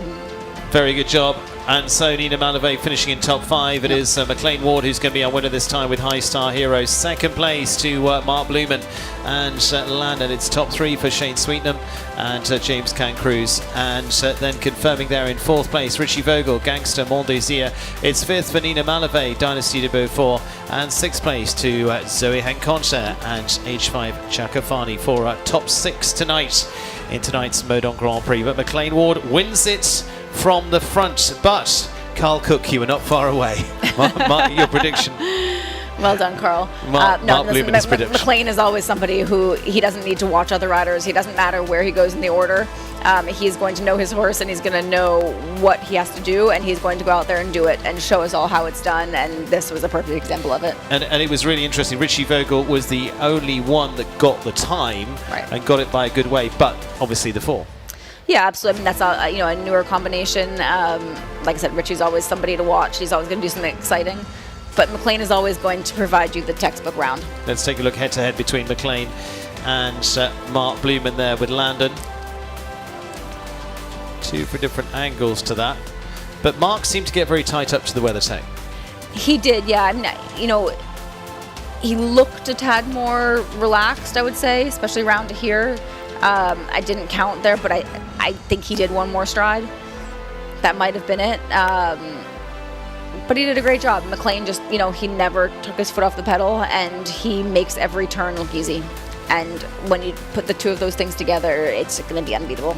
As you say, got the momentum across the oxer there. He's going to ride every turn perfectly, and he's going to be going fast, and that's a really hard combination, and that's something that McLean does wonderfully. That was celebration, and also... No, I mean, you won't have a better owner than Mike Smith, and it's nice to see them have that victory. Yeah, They've now come out top, and McLean Ward with High Star Hero, Mark Blumen in second with Landon, and it's top 3 for Shane Sweetnam and James Cancruz. That's the lineup there. Going to be back for presentations in just a few moments' time as well. Very well done to them. We're going to be back after a break in just a few moments' time. Listening is crucial. I mean, I think every step of the way you listen, because it has to be a partnership in that sense, that there is communication both ways. There's so many good things that horses do for us. We owe it to them to treat them as we would anything else that we love and care for.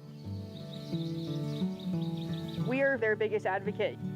It's our responsibility to take care of and make sure that they're happy, healthy, so that they can live long, happy, healthy lives. It is a complete privilege to work with horses.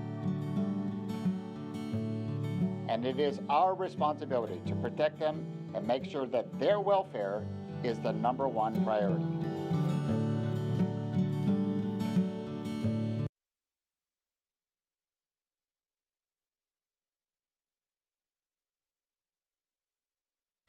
And so on their lap of honour, it is very well done to McLean Ward, saluting the home crowd here with High Star Hero for he and owner Mike Smith. That's a good boost for them as well to see the success there. And we should also mention Tyser Owen, who was producing that horse from the Mike Smith stable as well. So very well done to McLean Ward, who finishes our winner here And fantastic lineup for McLean to claim this again. Like I say, he won it 3 times with HH Azure, and now wins with High Star Hero. Lovely stuff. Georgina Bloomberg alongside me.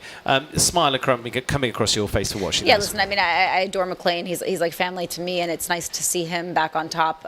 You know, he's had maybe a rough couple months, and hasn't had that top horse that we've always been used to seeing him with. This is a wonderful horse, great partnership. You know, he's lucky to have Mike Smith behind him, but he hasn't had that one consistent superstar horse in a while, and you give McLean anything and he's going to make the most of it, and that's exactly what he did tonight. There we go, getting the mainstream munchies for High Star Hero, and Edwin Soto receiving the Grooms Award there, sponsored by Double H Farm as well. So McLean readying for the presentation. He's going to head out that way, just stand there. That's the best thing about McLean is he's somebody who, when he gets a little bit of a hit, he comes back 10 times stronger.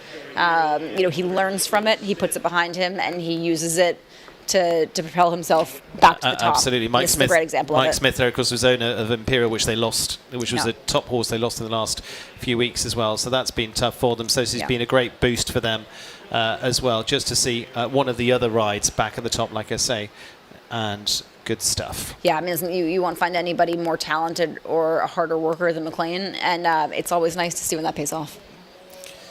And let's head down to Ali Wolf, who's down with our winner tonight. Congratulations to McLean Ward. McLean, first off, congratulations for the second 5-star $500,000 Modon Grand Prix. You all, top 3 of you, were within 0.8 seconds of each other. Where do you think you made the difference? Well, you know, it's incredible sport, as we see almost every week. You know, they just get faster and faster, and hats off to the horses and the competition and the level of the sport. You know, I went first. I don't think it was the worst spot to be in with those guys coming behind me. I kind of rode my round and let them chase me. Tonight it worked out for us. Sometimes it goes the other way. You're no stranger to winning this specific competition, as you have in the past with HH Azure. What does this win mean to you?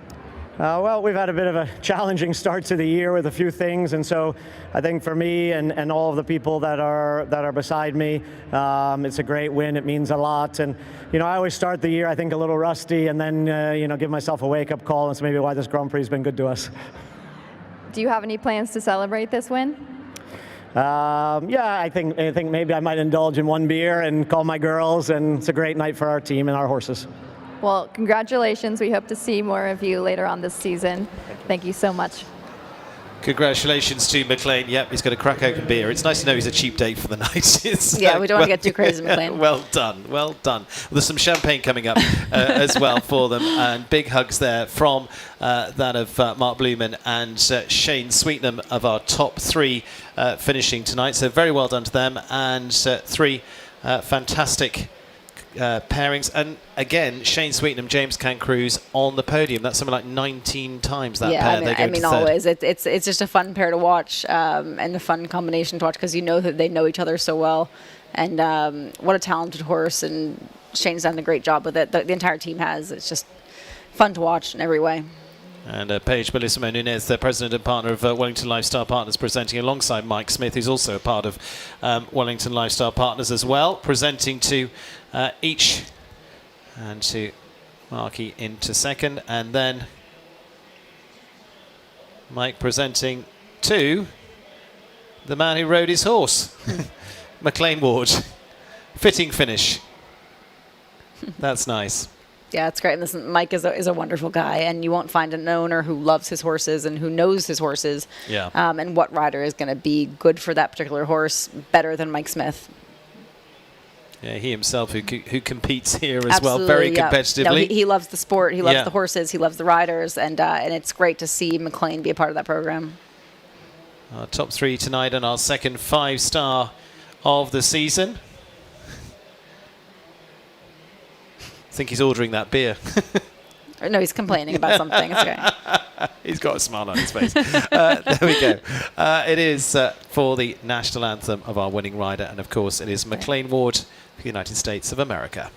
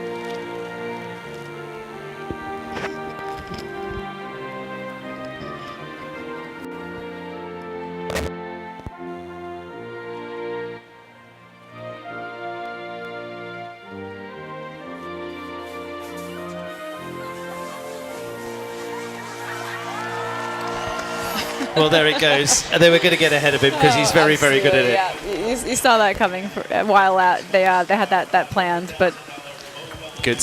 Good to add a little fun in it for McLean. Absolutely drenched leather. I should point out from our pre-show as well, Sean Crooks kept saying McLean Ward, and he was spot on tonight. So very well, you know, there are very few people who know the sport and who sit and watch it more than Sean. So yeah, well done. Well done to him, and lots of celebration there. He's going to meet some of the crowd out there too. Amongst all of the wonderful entertainment brought to us by Todd Technologies out there as well is Martha Jolicoeur, and accompanied by Dr. Stephen Nort as well, presenting the Leading Lady Award as well tonight, as they do each week through the Grand Prix as well. And of course, it runs throughout the season as well, so thank you very much for them to presenting this award here as well. So fantastic finish, and of course our highest ranked lady there was Nina Malave, finishing top 5 again. High, low fiving all the way down there for McLean Ward. He's down with the kids, you see, loves it. He'll be signing some autographs, signing some merchandise down there as well. Yeah. It may not come naturally from McLean, but he is very good at understanding the crowd and what Loves he has it. to do to give it back. Yes, yeah, he understands that. He's a big giver back in the It sport. doesn't matter if it comes naturally. He knows what he has to do, and he's good at that part. Not so sure about his throwing there. No. That's much better. But that's lovely to see, and yeah, super to see him at the top of the podium. Yeah.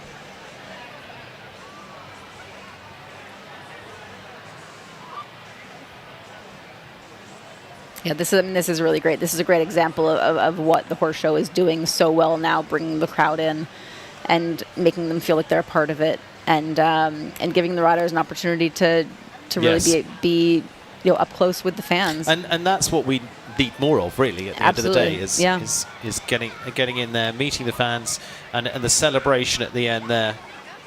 Yeah, we don't get that so much of here. It becomes a little bit of a grind for us riders, and we sometimes forget how special each week is. And it's nice that the horse show is really bringing the crowd in to remind us. Thank you very much to Georgina Bloomberg joining me tonight. Lots of our guests tonight, and our thanks to Georgina and of course to Sid Shulman Desiderio and to Ali Wolf as part of our wonderful proceedings tonight in the Modon Grand Prix. It was success for McLean Ward, but lots of big moments throughout the night as well for them too. I've been Steve Wilde saying so long from Wellington International, where McLean Ward and High Star Hero claim tonight's $500,000 Modon Grand Prix. All games airing on the ESPN networks are streaming live and archived on the ESPN app as well. This has been a presentation at Wellington International and ESPN. We'll see you very soon here from Wellington.